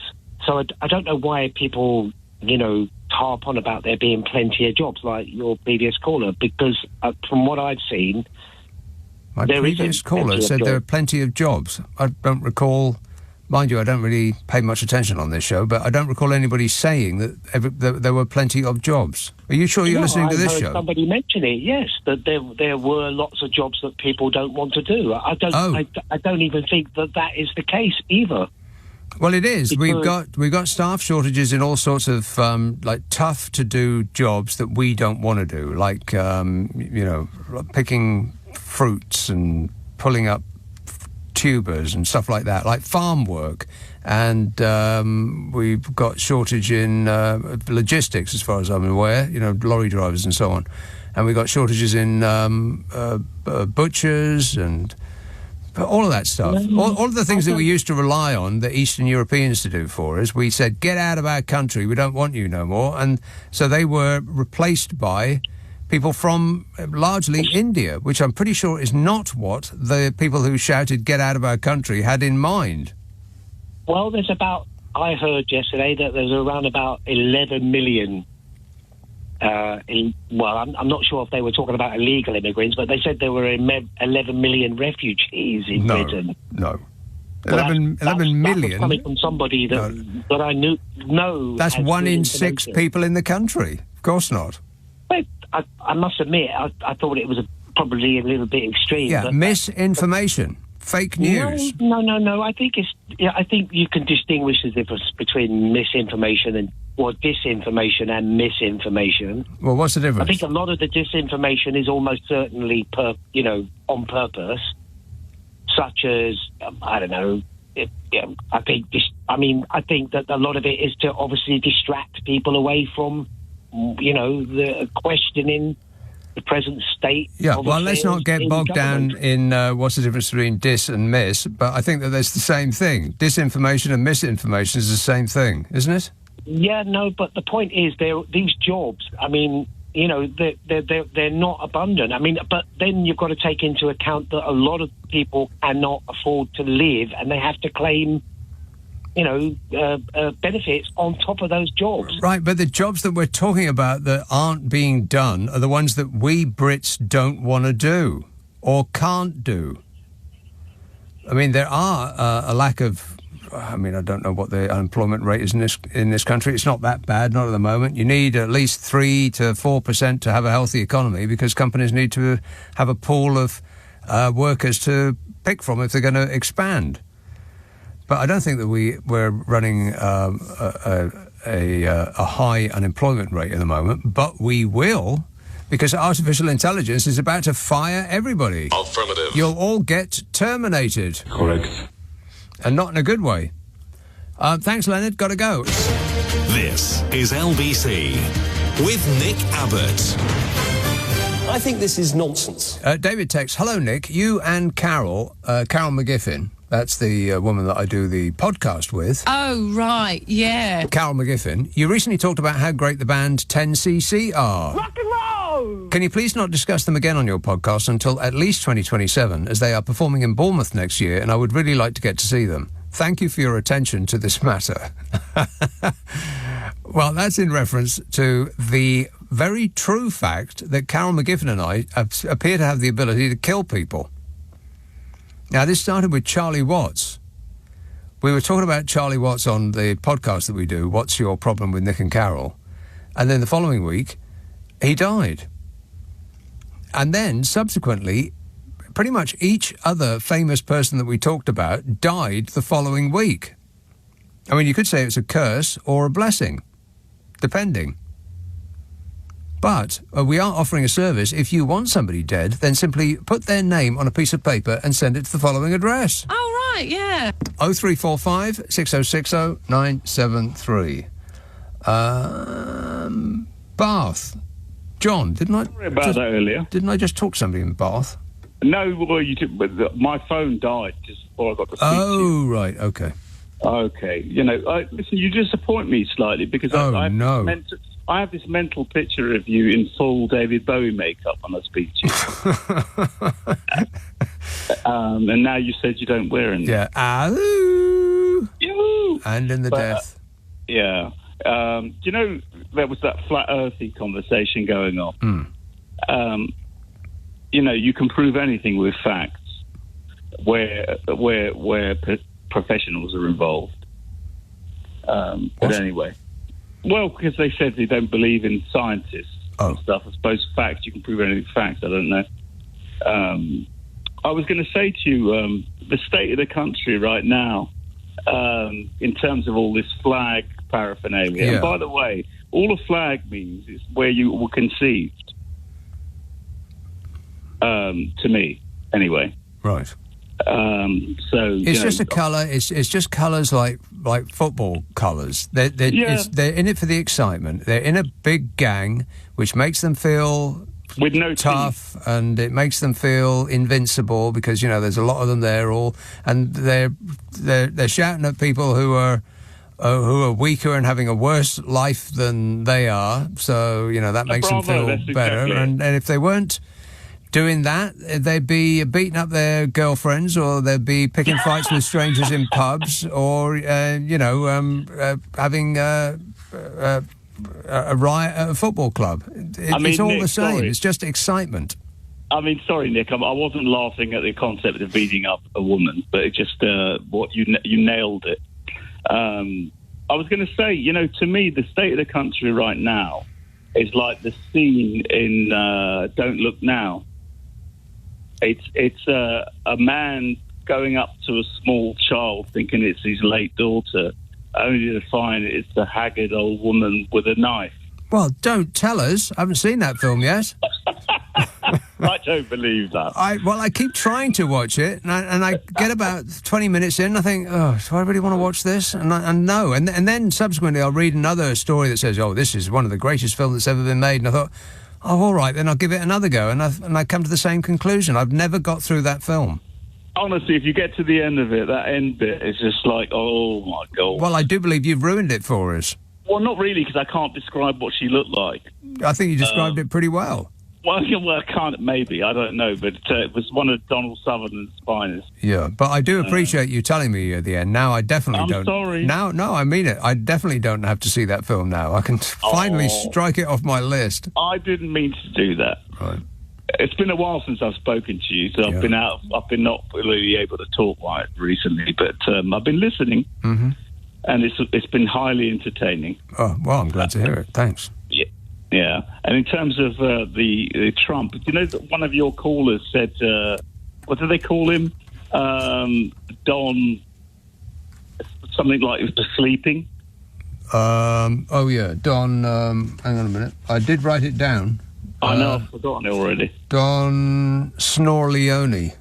See, I would have called him Don colon only. No, that's not funny. I was going to say it was. Right. It's just an accurate description. Yeah, there's supposed to be. He knows a lot about wind. He don't. Nobody knows more about wind than he does, or grass, or anything. As a matter of fact, I know a lot about wind. He knows a lot about wind.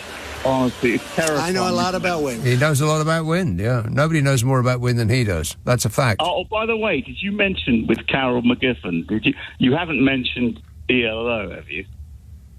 Yeah, I believe we were talking about ELO. Why? What's happened now? Because you say every time you mention someone, they die. Yes. Don't you? No. Well, I'm afraid so. Yeah. I mean, it's beyond a coincidence now. Every time we mention somebody famous, they're dead by the time we do the next podcast. Well, can you mention Trump and Boris Johnson more often? I'll write that down. I'll make a note. All right. Thanks a lot, John. 0345 6060 973. This text says, what are the odds of them playing the village peoples in the Navy at Trump's parade? Or is that not world leader-esque enough? Well, it seems to be his house band now, the village people, or however many of them are left now. And in the Navy, I mean, you know, it fits right in. If he loves YMCA, why wouldn't he love in the Navy? A man in makeup and more hairspray than Dolly Parton doing a disco dance to the Village People, and he's got two hands in the air. It looks like he's stroking two hot dogs at face level. Oh, shut up! What is that? And his dingling fans think he's a manly man. What leads them to that conclusion? The whole world's gone insane. This says, hi Nick, hot movie news for you. Spinal Tap 2, The End Continues, is in the cinemas next month. Are you a fan? Yes, I am. I hope it's as funny as. Probably won't be, though. I mean, that's, you know. Which comedy has been funnier in the sequel than the first one? Naked Gun. Other than that, can't think. So I'm expecting it not to be funny, but it might be a good idea. Well, I was about to say a good idea to make it longer, because I think Spinal Tap is about 1 hour 10. It may be the shortest film I've ever seen. It's on and gone before you know it. It's one classic set piece after another, and then it's over. No filler at all. So I suppose that is a good thing, because most comedies are funny for about the first hour, and then they peter out. They just squeezed all the funny out of the writers, and they can't come up with anything anymore. And so they build a storyline in it. Nobody's interested in the storyline. Boring. Just give us the funny. But that is good news, though. I mean, you know, I'll watch it. I'm not sure I'll go see it in the cinema because, you know, the cinema costs just an absolute boatload. Plus, other people. Dreadful. Other people might be there. This says, what are the odds of... No, I've read that. Mark in Sheffield says, Trump has reportedly said yesterday that classical style is his preferred architecture for federal buildings going forward. Maybe the Donald is a fan of your show and checking off your bingo card. Yeah, I said that ages ago. That is on my Donald Trump bingo card. Classical architecture will be the regime style. Yeah, most definitely. I may not have made that up. This may be old news, but I know that it did come out just the other day. He may be just reiterating it, or maybe did one of those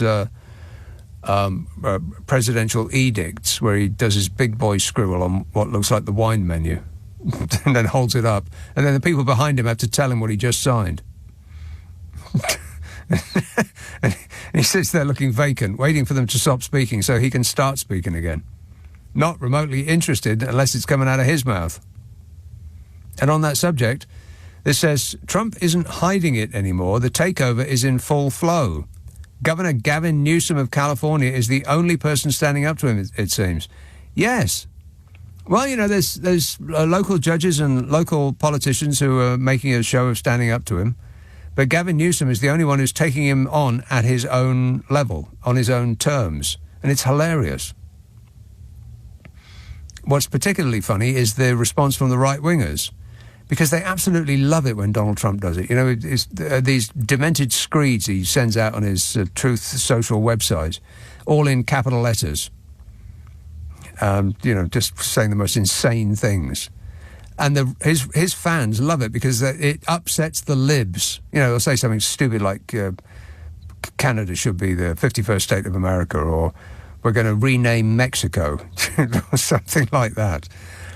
And his fans they lap that stuff up because the liberals, the Democrats in America, it makes them upset. Because, you know, it's upending the ordinary order of things, being unnecessarily weird and cruel and unpleasant. And the Trump's fans just love that reaction. Cry more, liberals, they say, except ruder than that. But then Gavin Newsom is trolling Trump in his own language. And the Trump fans, they're losing their minds over it. They just absolutely hate it. Because it's being shown to them how ridiculous Trump sounds on every level. And their brains are exploding, they're so furious. Oh, Gavin Newsom's just being childish, making fun of him. So, keep doing that, Governor Gavin Newsom. More of that, please. 0345 6060 973, Friday, Saturday, Sunday night at 10. Nick Abbott, LBC. Oh, I haven't given you Meghan news, and I haven't done skier snubbing Trump, and much else besides, but I will. This is LBC from Global, leading Britain's conversation with Nick Abbott. What we got here is a failure to communicate. Are you trying to tell me that this is your act? Yes, sadly, yes. OK, I promised you Meghan news right at the beginning of the programme, and I have failed in that regard. So here is the latest Meghan news. These are headlines only from one day on the Mail Online. Body language expert reveals awkward dynamic between Prince Harry and Meghan and spots difficult detail during New York summit.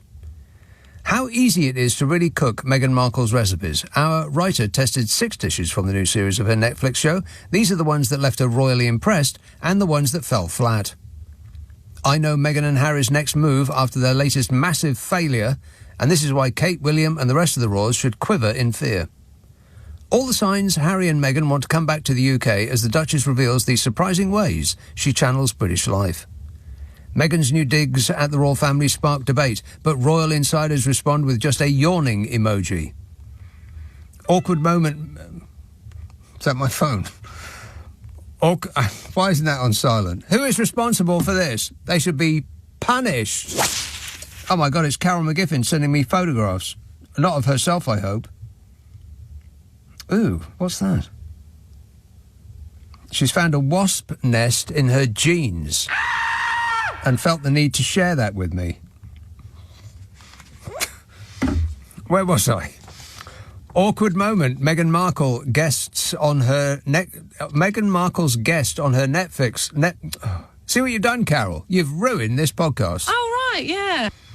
It's not even a podcast. Awkward moment. Meghan Markle's guest on her Netflix show shades her TV show suits to her face. The withering comment a royal insider secretly made about Meghan Markle's new Netflix show in the Palace Confidential newsletter. Should Meghan ever be allowed to return to royal duties? Have your say in the Palace Confidential poll. And, as a matter of interest, 95% of the 36,000 respondents to that poll said... No. No. She should not be allowed to return to royal duties. Bitter Meghan fuming over public's love of Kate, says friend, and she doesn't stop there. Richard Eden reveals all. And Meghan's latest feat of failure is basic, humourless, and so nauseatingly fake. But was this sick burn the moment she finally admitted defeat? On the other hand, regally blonde. How Kate's summer spent in the sun on a yacht has transformed her look. Isn't she an absolute dream? Let's have Aylesford. Hello, Tony. Hello, Nick. Yes, Tony. Hello. Anybody Yes. up there? Anybody out there? Yeah, I can hear you clearly. I was wanting to call yesterday. I was listening intently. Have you heard of Rhyming Clark? Rhyming Clark? Oh, Rylan. He's a presenter on This Morning. He said something in the week about this. I don't even want to talk about it because I've had an opinion before about illegal immigration, which I don't want to go to. The last couple of weeks, I've actually realised just by saying something online, oh God, worst thing I could have ever done. I did read that he said something about, it was about asylum seekers, wasn't it? They all get, a chauffeur-driven Rolls-Royce and a 72-inch high-definition television and, a suite at the Ritz. So something like that. Yeah, and he's left now. Because I always remember him. I'll make it about him. I always remember when he was on X Factor and he was slated online, literally, the worst abuse you can imagine. And at the time, I thought he don't take himself too seriously, and I love that in a person. And I thought he was funny, but you've got the far right, or the right people on the right, saying, "Oh no, we love Ryan for what he said," blah blah blah. I just think he's done a good thing, because it goes on to like what you were saying yesterday's show about some of the stuff that people put online.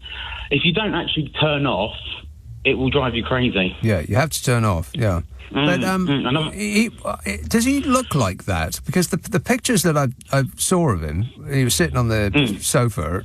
He looks, I don't know. He doesn't look real. He looks like he's sort of action man's best friend. yeah, but he's really good at what he does, because he's a bit like. You know, it goes on to another thing I want to say about people. I quite like my own company, and I saw this documentary he did, and I'm sure you can sort of relate. What does that mean? What does that mean? You like your own company? I can take myself on holiday for a week and just be on my own if I need to just clear my head.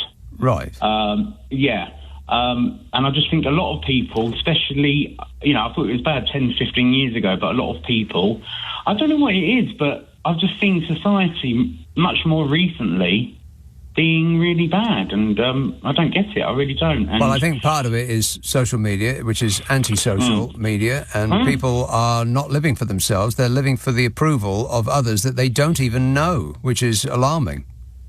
Yeah, and social media is the most unsociable thing in the world. I know, it's just... captured an entire generation. I mean, people, they bridle at kids taking, that drug dealers might give, some of the kids outside school gates or whatever it might be. But these psycho tech bros who have hundreds of billions of dollars to their name, they have captured children's minds all over the world, no doubt, because they can't just be in this country, and they are utterly addicted to this product that they push at them. And I can't think of anything else that parents would be like, oh, well, never mind. My child is now an addict, and I'm okay with that. Yeah, I know. And do you know what? You do like your, you go through your shows and you put like your, because I go through your whole shows last year, because there are some classics there. And we sort of like talked about that, and we both hit the nail on the head. It was that weekend, you look at Friday the 22nd and 23rd of August, but then it was the day after your birthday. It's a great show. And then I think it was October 25th, and we talk about it. Because I think in 15, 20, 25 years' time, everyone's going to be on these rocking chairs, just cross-eyed, going back and forth. Yeah. Well, it's going to be worse in the future, because those glasses, they have not stopped with the intention to take our phones away and replace them with glasses, because at the moment we look at Google, for instance. In the future, they want us to look through it, which will be much worse. Yeah, but I'm guilty of it, because I'm sort of like doing it much more. I get a bit bored, obviously, sometimes, but I have to try and avoid it now, or just I just have to avoid it, because everything about it just I think it's cruel, and that's what I want to say. Just turn it off, put it down, put it on airplane mode, and read a book, for crying out loud. Go out and have a walk. Walk your dog, or just do something else. Anything else would be better for your health. Both physical and mental. All right, thanks a lot, Tony. 0345 6060 973. Alexandra in Crystal Palace says, hiya there, Nick. With reference to that 1970s conversation, sorry, my fault. I should have prefaced social contract with post-war, as in, it felt back then as though it was being honoured by politics, medicine and education back then, before the milk snatcher ripped it up. It still looks that way from 50 years hence. Hope that clears up the confusion. No, I'm afraid it adds to it. What are you talking about? Please don't explain it to me again. I am begging you. Tessa texts, when it comes to outnumbering and shouting the loudest, I attended the anti-immigrant counter-protest in Barry today, and there is no doubt that those of a racist bent lost on both fronts. What, the outnumbering and the shouting? Right. Well, I suspect that the people who are doing the protesting against the protesters, the anti-immigrant counter-protesters, I suspect that those are actual locals. The people in the masks who have wrapped themselves in the flags, who are giving the finger to the police and, trying to break into hotels, they've travelled to get there. They're not locals at all. They're on a day trip because it's exciting. I mean, okay, this is a story of locals, but it's, check this out. And it would benefit you well, it wouldn't, but it would benefit your understanding of the story if you looked at the pictures of the people that I'm about to tell the story of. It's in the Mail today. Yesterday, past 12. A couple launched a vile, racist tirade against a British NHS nurse during a shocking attack as they walked their dog in a park in West Yorkshire. The Mail is shocked, I tell you. Yeah. The couple, believed in their 60s, demanded to know if the nurse, who has worked for the NHS for 12 years, quotes, came here on a rubber boat and hurled water and grabbed her hair during an assault on Manor Heath Park in Halifax on Thursday. Apple Morehouse from Huddersfield was racially abused alongside her parents and 6 and 11-year-old daughters after she asked the couple to control their dog, which made her youngest daughter feel unsafe and scared. The nurse and British resident of 15 years ended up in A&E for a pulled rib and has bruising on her hands after being grabbed by the hair and pushed to the floor by the woman, who also claimed to be a nurse. Now, look at the picture. Does she look like a nurse? No. She looks like... Well, what species would you say that was? She looks like a Cabbage Patch doll that's been left in a skip for 30 years. I mean, the picture is what I suppose is her mid-shout, so perhaps it's not her at her best, but I can't imagine that her best is very good. She's got her mouth open and I assume they're her teeth. It looks more like she's chewing a wonky strip of cardboard. Twisted up with hate she is. Maybe feeling that she's part of a superior race to the actual nurse of 12 years who just happens to be Filipino. And as an aside, why is it that people who claim to be part of a superior race always seem to be assembled from body parts they found in a hospital incinerator? The Filipino nurse told the Daily Mail that she now fears returning to the park with her children, which is an interesting choice of newspaper to tell that to. Perhaps no other paper was available. They were all too busy covering the gormless mouth breathers, putting up flags and screaming at hotels. Ms. Morehouse, who is of Filipino descent, said the row was sparked by a group of dog walkers with the couple who were wanted by the police. They found it funny that their dog was making my daughter uncomfortable, she said. After she asked the dog owner to put it on a lead, a white man, who police are trying to identify, told her to shut up, bleep off, and go back to where you came from on the dinghy boat. In shocking footage, says the Mail, recorded by the nurse and her daughter, he can be seen telling his small white dog to kill her as it manically barks at her. Another video shows a white blonde woman saying that she will kill her before aggressively grabbing her hair and snatching her phone before falling to the floor herself. I mean, it's terrible, but it's also funny. It's funnier if you've got the pictures to hand, which I recommend that you get. The man asked the nurse if she has, quote, got off a rubber boat and did you come here across the channel? Ban the immigrants, he says, while raising his right arm in the air. He then repeats the statement, raising his left arm before rudely flipping the family off. Wow. I mean, that's not nothing. He can do the straight arm salute with both arms. He's ambidextrous. And he can multitask because he can flip them off while he's doing it. He is the best of Britain. Well, not now. Not now. Inappropriate.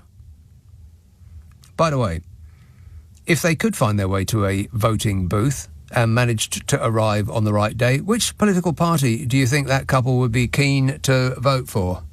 Any ideas? Hazard a guess.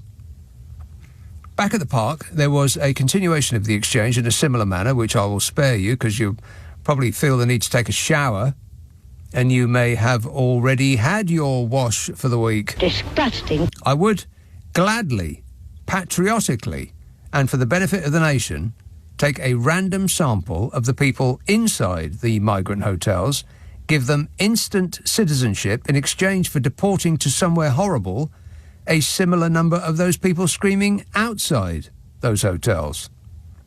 I'd wager that the people inside the hotels would be more likely to work, more likely to be a positive influence on society, less likely to be a nightmare neighbour, and less likely to become known to the police over a lifetime of violence and various other criminal activities. But the Mail is absolutely shocked by this story. They can't imagine where this sort of gormless, moronic hatred comes from. In other news, in the same day's headlines in the Mail Online, gang of masked men tried to break into migrant hotel in angry demo as Met Police arrest 5 and 2 officers are injured. Police arrest 3 as officers are injured in furious scenes outside Epping Migrants Hotel, with demos expected today across the UK as councils press ahead with legal fight to close asylum accommodation. Being told the human rights of asylum seekers trump those of residents will haunt Labour. Illegal migrants have more rights than the people of Essex. Fury grows after judge rules asylum seekers can stay at Epping Migrant Hotel. And hotels fight back grows. Now 19 councils vowed to take legal action to kick asylum seekers out of accommodation as furious protests spread across the country. Yeah, it's a real mystery as to where all this aggression comes from. Does anyone have an idea? No. This is LBC with Nick Abbott. Call 0345 6060 973. Text 84850. Alexa, send a comment to LBC. Hot air. H-O-T-A-I-R. Here's a caller in Cornwall. Malcolm? No? Oh, just under the line. Yes. Yeah, he's here, don't worry. A couple of stories, Nick, and they're big ones. 2 well-known, well, I say world. One is well-known worldwide, and the other one has ambitions to be. And they're both seafaring stories. Have you seen them? Well, I've seen, if you're talking about Trump wants another parade, I've seen that one, yeah. No. I give you a clue. There's a clue in the question, Nick. 2 women, one British, one, I think, Swedish, or wherever she's from, anyway. But you've got one sailing on a dinghy in the English Channel, chucking away on a vape. And you've got another one setting off for Israel from wherever she's setting out off from. And the contrast couldn't be bigger. Who's the one setting off for Israel? Greta Thunberg. Oh, Greta Thunberg. I thought she'd done that already. Didn't she do that already? Well, she's doing a second one. Another one, right. Yeah. And fair play to her, because she was arrested. She did 24 hours there was in police custody and so on, and she's doing it again. And the other one is the venerable Angela Rayner. Yes. Who and I'm oh God, I'm torn on this one because I'm a Labour supporter. But she's pictured in, I think it's a very old photograph, but I might be wrong. And the quote is, Angela Rayner floating in the English Channel on a dinghy. This photograph will return to haunt her. Which, who knows? Will it? It's a perfectly benign photograph. I mean, she's got clothes on, and she's not doing anything that is illegal. She's just floating off the... I mean, it's not really advisable, I would imagine, to get in the water at that location. I certainly wouldn't. But have you seen the one of her drinking wine from a wine glass that is about the size of a bucket? It's absolutely huge.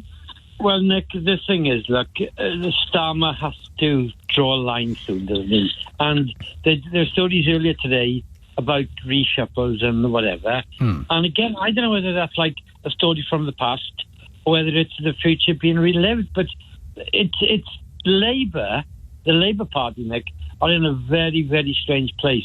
I just don't get it. And well, which bit of this has anything to do with that picture of Angela Rayner? What's that got to do with it? Well, the point I make is that Starmer has to say, the stuff now about the capital gains tax and Angela Rayner and her house or houses or the whatever. And it has to be put to bed. Angela Rayner can do it. Angela Rayner can put all of this to bed by saying, like one person on Sky was saying this evening, actually, she's only got one house. You know, they're talking about 3 houses. Yeah. She's only got one. The Right, one well, is the one. The one is the one that she just bought in Hove, which is a flat, Yeah. not a house. And she gave, as far as I know, I mean, I'm not particularly The shared interested. house with It sounds her like nothing at all compared with the kind of things that the Tories were getting away with for 14 straight years.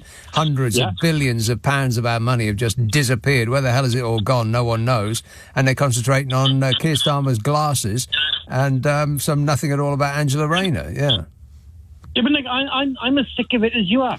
I just want Angela Rayner and Keir Starmer to say, look, this is true, this is false, and we're not going to have any more headlines about nonsense. But it doesn't matter what they do. There'll still be headlines. All right, There'll still be headlines. You know there will. Yeah. Now, the second story, Nick, is it was a news feature earlier on. God, it must have been an hour ago. Kemi Badenoch has said we're going to drain the North Sea of oil. Yeah, drill, baby, drill. Yeah. Yeah, but what she's actually saying is we are going to burn oil until the earth ends, is what she's saying, Nick. Right. And folks just aren't picking up on this. Baby drill is Trump. But what Trump isn't saying, as the Bad Enoch isn't saying, is that oil is going somewhere and it's going to be burned. And it's going to make climate change one of your babies, or my babies, pet baby hates. It's going to make things much, much worse. Yeah, they don't care about that. They're not interested in the long term. They're interested in how much their donors can make right now. But the point I'm making, Nick, is this, right? What Bad Enough doesn't realise is that there are still people like you, me, and loads of other centre Tory voters who recognise there's a climate thing happening, who are going to say, hey, look, this girl is not for us. So, one, she's killing her own reputation, and two, she isn't doing the Tory party any favours. Right. But worst of all, she is simply showing how stupid she is because she is chasing Nigel Farage's tail by doing what Nigel does. Yeah, which is not a route to success because, no one does Nigel like Nigel does. Well, you know a song about Nigel, don't you? Making plans for. Yeah. So, what plans have you got for Nigel, Nick? Because I can see him meeting a very sticky end soon. Well, my plan for Nigel is to not vote for him as per his clear instructions. Please don't vote for me, thank you. That's what he said. Please don't vote for me, thank you. And I can do that. Don't vote for Reform, it's dangerous. They're a mad, bad, far-right, racist party. Believe him when he says it. Nick, that speech that he's wrote back from now on at least two counts. One, we're not going to stop female immigrants. Two, children immigrants. And then what was it, the other thing? I don't think he wrote back from that at all. I heard, maybe he's explained his explanation, but he said the last thing that I saw was, of course, if you're a child to come over here, then we're going to do the same as everybody else. We're going to give you to the Taliban. I mean, it's laughable, but it's not funny at all. But this is where the Tories seem to be heading, Nick. They just left. All right, that's down the drain, and I hope they enjoy their time there because they might have to get used to it. It might be for a long while. Anyway, thanks a lot, Malcolm. You've got to do some of that phone. It's terrible. I mean, I know you're calling from a long way away, but I take calls from New Zealand, and they come through clearer than that. Anne says, wrong. The 70s were better for finding things out because you grew up going to the library, so you knew the opening hours. You went every week to change your books and look things up. Most important, you went with your friends. You met people at the bus stop and you met people in the library. And most important of all, you did not feel or have the need to keep looking things up, to do your own research, because you were living in a stable society with trusted institutions. What do you need to know? Not for nothing is unknowing called a state of grace, and unknowing doesn't mean ignorance. It means humility and trust and self-confidence and contentment. You're welcome, says Anne. Well, I appreciate it, Anne. Thank you. And some of that I would agree with, yeah. But other things, well, not necessarily. I mean, looking things up, learning things is not to be decried. Just trusting that your elders and betters know everything is maybe not a good way to lead your life. I mean, some things you can do your own research on, but I would hesitate to suggest that medical interventions are one of them. In that regard, I would probably trust an expert. And if I didn't like the answer that one expert gave me, I would ask another expert. I wouldn't ask some random anonymous person online who doesn't know their arm from their, This text says daytime drinking should be a legal requirement. Booze. Well, that's an interesting thought.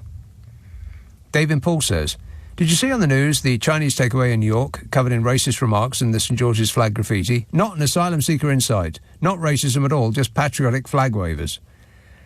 Yeah, these gormless, toothless morons are doing it because it's exciting. It makes them feel good. It makes them feel tough and superior. Because they don't appear to be in work because they have time during a work day to do this stuff. So they're just a drain. They've probably been a drain their whole life. I mean, look at them. Would you like to live next door to one of those people? And the people who are shouting about, we want to protect our women outside of hotels are themselves a greater danger to women. I'll prove it to you. This is an article from July this year. 2 out of every 5 people arrested after participating in last summer's riots had previously been reported to the police for domestic abuse. 2 out of 5. In some areas, it was as high as 68%. 68% of the people who were doing the screaming at hotels thing had been reported for violent disorder and crimes associated with intimate partner violence. Previous offences included actual bodily harm, grievous bodily harm, stalking, breach of restraint, and breach of non-molestation orders, controlling coercive behaviour and criminal damage. That's who those people are. You'd be way safer inside the hotel with the asylum seekers than outside the hotel in the homes of the people that are doing the screaming at those hotels. They're not patriots. If they were patriots, then they would, but to do the right thing for this country, they would deport themselves. That would be the patriotic thing to do. Give us all a break.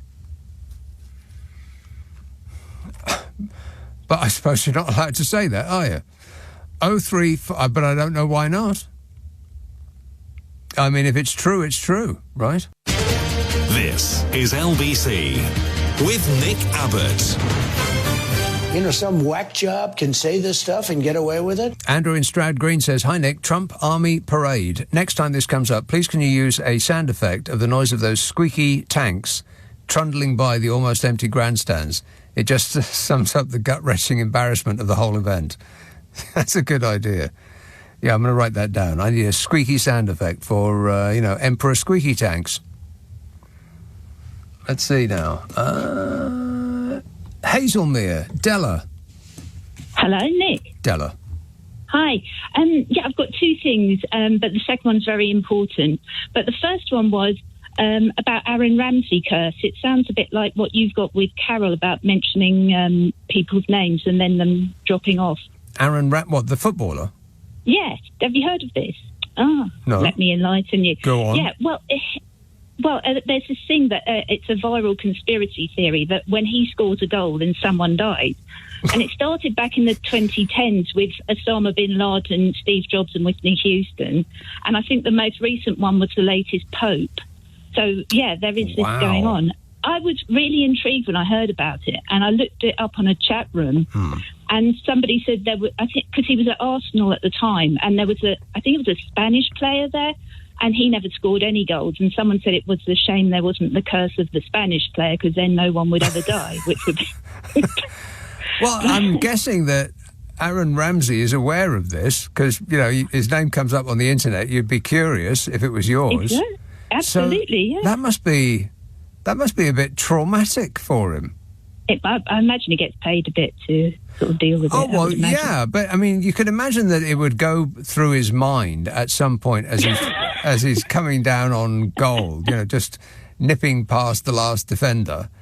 Who's next? That's awful. It is, isn't it? Isn't it?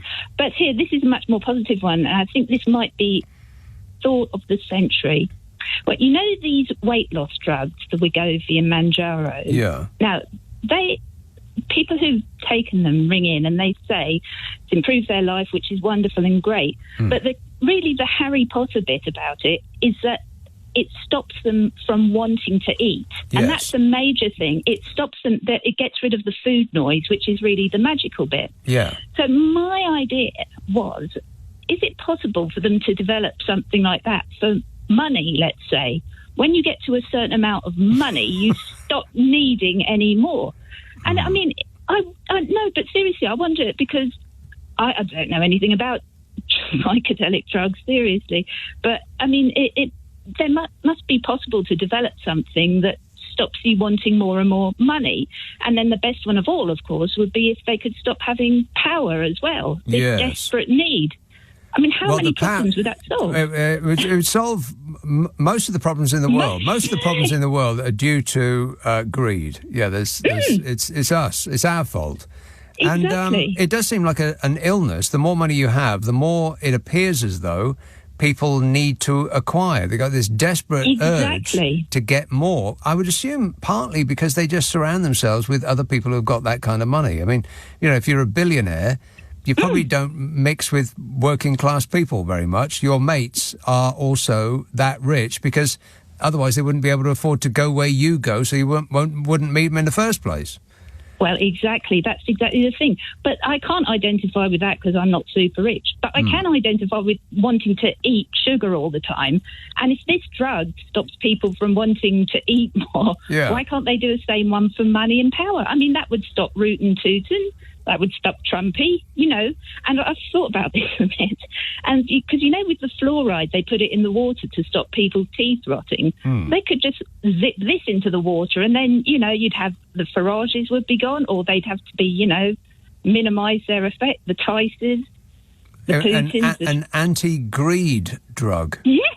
Right. Why limit it to food? The thing is, you know, poor souls who've got a problem with food, it's pretty much limited to themselves, the problem, and the hatred and dislike of other people, you know, who don't like fat people for some reason. But the people who are doing the real problems in the world... Are the hoarders. They're wealth hoarders. They're not wealth creators, they're wealth hoarders. Exactly. And if they put it back, I mean, because, you know, the wealth tax people like Gary Stevenson talk about? Yeah. You could... That sounds a bit like, you know, a cold turkey or stop eating, which is like a punishment. But if you made it so that they didn't want it in the first place, they said, I've got 10 million. I don't need any more. Well, it's not the 10 million, because you can chew through 10 million pounds. And the evidence of that is people who win the lottery and end up penniless. So you can, if you don't pay attention, you can chew through that amount of money. But what I don't get is people are worth $1 billion. $1 billion, and it doesn't sound very much different to $1 million, but it's 1,000 times more. $1 billion is 1,000 million pounds. Now, if you tax them at 90% of their earnings, they'd still have 100 million pounds. How could you not be content with that amount of money? You're singing from the same hymn sheet. It's the same language we're talking, honestly. Right. It's just, I think it's a good idea. Someone can have it for free. I don't mind. Right. Well, if you manage to make it into a potion, then I'll be the first to take it. All right. How's that sound? Sounds great. Okay. Thanks a lot, Della. There you are. You see, we've solved the problems of the world. All it took was a caller from Hazelmere. If only we'd known before. Robert in Saffron Walden says, here's a deal for Donald. The Nobel Committee offers him a peace prize if he agrees to resign the presidency with immediate effect. If he doesn't, they'll give it to Obama again. Why is he so obsessed with that, other than they gave one to Obama?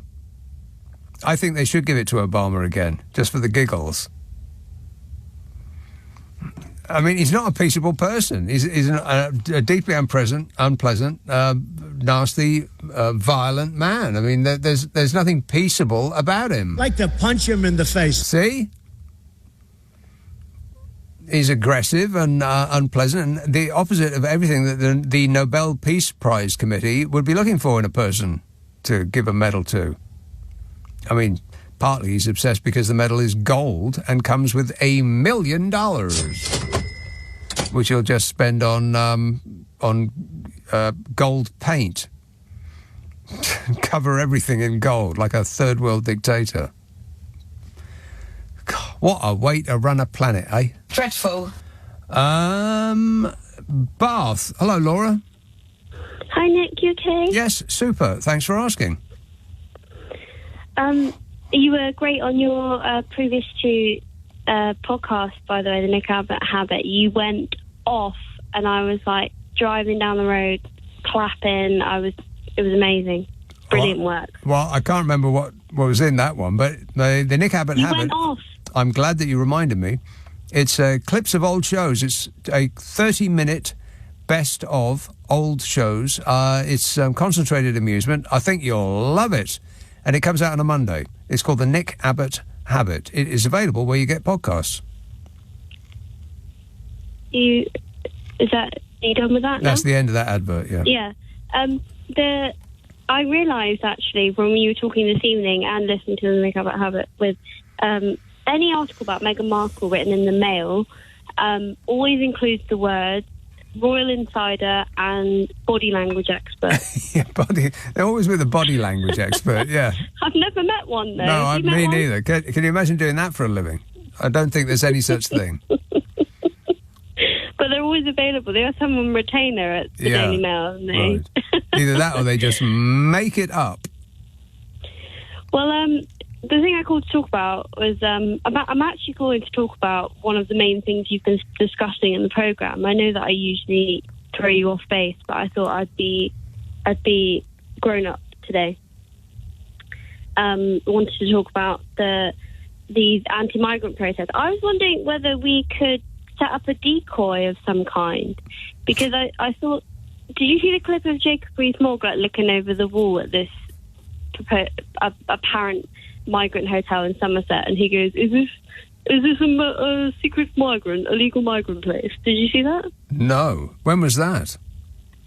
It must have been recently, but it's like a clip from The Office or something. It's just so humorous. Like, he's stuck his head over the wall, and he goes, "Excuse me, is this an illegal migrant place?" And it's like, that was my MP at one point. Yeah, and then the voters had enough. Voters have had enough. Yeah, and then they gave him the old heave-ho, and not a moment too soon. Well, I read this article recently about, I don't know where it was, but they had a invasive species of snake, and they've been using bionic rabbits or something to lure them away to help control the population. Where's this? And I don't know where Australia. Or what it was. Must be Australia. Was it? Well, I don't know, it? but all the worst reptiles and insects in the world are in Australia. Well, it's your show, Nick. You're in charge of what's a fact or not. Well, that is true. Yeah, if I say so, then it becomes a fact. Yeah. Yes, but I thought we could use something like that for these anti-migrant protesters. A bionic bunny. No, not so much that, but just set up, just lead them astray. Let's have a building where we say it's full of migrants, and that there are the caricatures that they think that migrants actually are. Some sort of mousetrap. Like they walk through the front door and the door slams closed behind them, and then they can't get out. They'll be in there forever. In which case we'll know where they are. Or even better, set up a sort of game show style thing where we have 100 of them in a room and we say, one of you is actually left wing and a migrant, and then they spend hours trying to figure out who it is. Right. But the catch is actually they're all just the same. There's none of them in there. Oh, that's a good idea. I like that idea. I like the catch part. I mean, the rest of it's like, yeah, okay, but the catch is what makes it. They're all all protesters. Yeah, and they'll be trying to find out which one's the one that they have to shout at. And as for orange chap in the White House, if he's this easily distracted by shiny things, I mean, there's cheaper things we could use than the Nobel Peace Prize, surely. Use someone's keys. Can we not do that? Just jingle some keys in front of him. Don't be rude. Yeah, that would probably work. Yeah.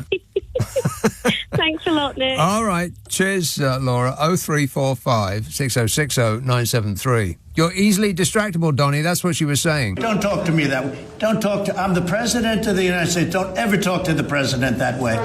Nick Abbott on LBC. Call 0345 6060 973. We are running late. This text says the easiest way to prove the Earth is round is our shadow on the moon. It's always circular, which can only happen if we are an almost sphere. Oblique spheroid, my brain is thinking. If the Earth were flat, you get the occasional flat-edged shadow on the moon. But I do believe that you do get the occasional flat-edged shadow on the moon.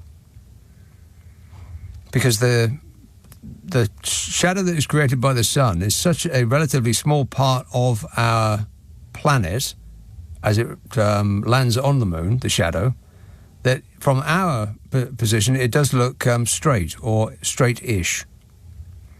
So, charade you are. This says, unlike many of the animal kingdom, human women don't eat their male partners. Wouldn't life be... Wow. Wouldn't life be so much better if we did? Well, a man is a snack you can eat between meals without ruining your appetite? 0345 6060 973. Tooting. Hello, Jan. Hi, good evening, Nick. Yes, Jan. Good morning, I should say. Yeah, I've come across some wonderful news. It's quite exciting. It seems like it might not be such a terrible future, but it's the research that's being done, or they're saying they can develop plant-based lighting systems. But look, in America, actually, they did genetically modify plants that could glow in the dark green. That was in Which ones? A year ago or something. What kind of plant glows in the dark? No, they have the genetically modified petunia. It says that they glow green in the dark. They were on the market in America last year. Well, they have. That happens in the sea, doesn't it? Deep ocean. They thought bioluminescence is the correct answer. Would you like to go for the? Would you like to go for the car? Sorry. The prize on offer this week is the car. Would you like to go for the car, or would you like to stay with what you've already won? What have I won? Nothing. All right. No, Nick, seriously, it's amazing because this I saw the film Avatar, but I can't remember that they had luminescent plants in it. And Avatar, yeah, they did, yeah. Bioluminescent, yeah. Yeah, there was moon. But then they're saying what's happening in China, and a lot of scientists around the world are working it, but in China, though, they're saying they're hoping to, it'd be how exciting it would be to have replace street lights with trees that light up in the dark. That sounds like a terrible idea. No, but they're saying, look, well, I would love to have a plant in my room. Could you dim it? That glows. Does it come in with a dimmer? Well, it might do, but they in this college in China, agricultural university. Yes. They made enough plants that glow in the dark. Yeah, I heard that. Yeah, enough to read by, though. Wow. So they're saying that if only anybody read things anymore, then that would be useful. Yeah, so, no, but it's just, I mean, you wouldn't need to have Christmas tree lights and things like that. The actual plants would be light.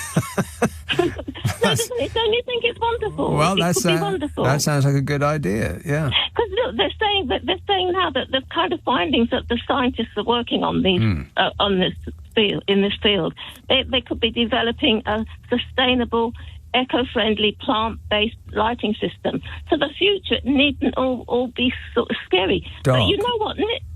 I mean, But what about the birdies? Because the birds get used to dark at night, and if the tree lights up at night, then what about the poor birds? Well, I mean, maybe they'll evolve slightly differently, or they'll find somewhere else to go. But look, find somewhere else to go? No, but I mean, there are nocturnal animals, aren't there? They have eyes that light up in the dark. Who Of do? course, you see them, don't you, in the night down the road. So with a fox's eyes, you would see them at the roadside. Their eyes shine. They don't light up. They reflect the light from your car headlights. Oh, I thought that they actually have light in the eyes. They have a carpet of light in their eyes. No, they don't. No, they do. Yeah. No, animals' eyes don't light up. No, you're talking about robots or maybe Daleks or something like that. I have no idea what you're talking about right now, but I'm pretty sure that animals' eyes do not light up like torches. That's not how they can see where they're going. But anyway, Jan, it's been educational, no doubt about that. Thanks for that. Oldbury, Ranjit. Hi. Jan, it's definitely been educational. Yes, right? Always. Always, yeah. Well done, Jan. I've been invited to the Royal Banquet, yeah. The what? Okay. And have a cunning plan. The Royal Banquet. You've been invited to His Majesty's banquet. I seriously doubt that, Ranjit.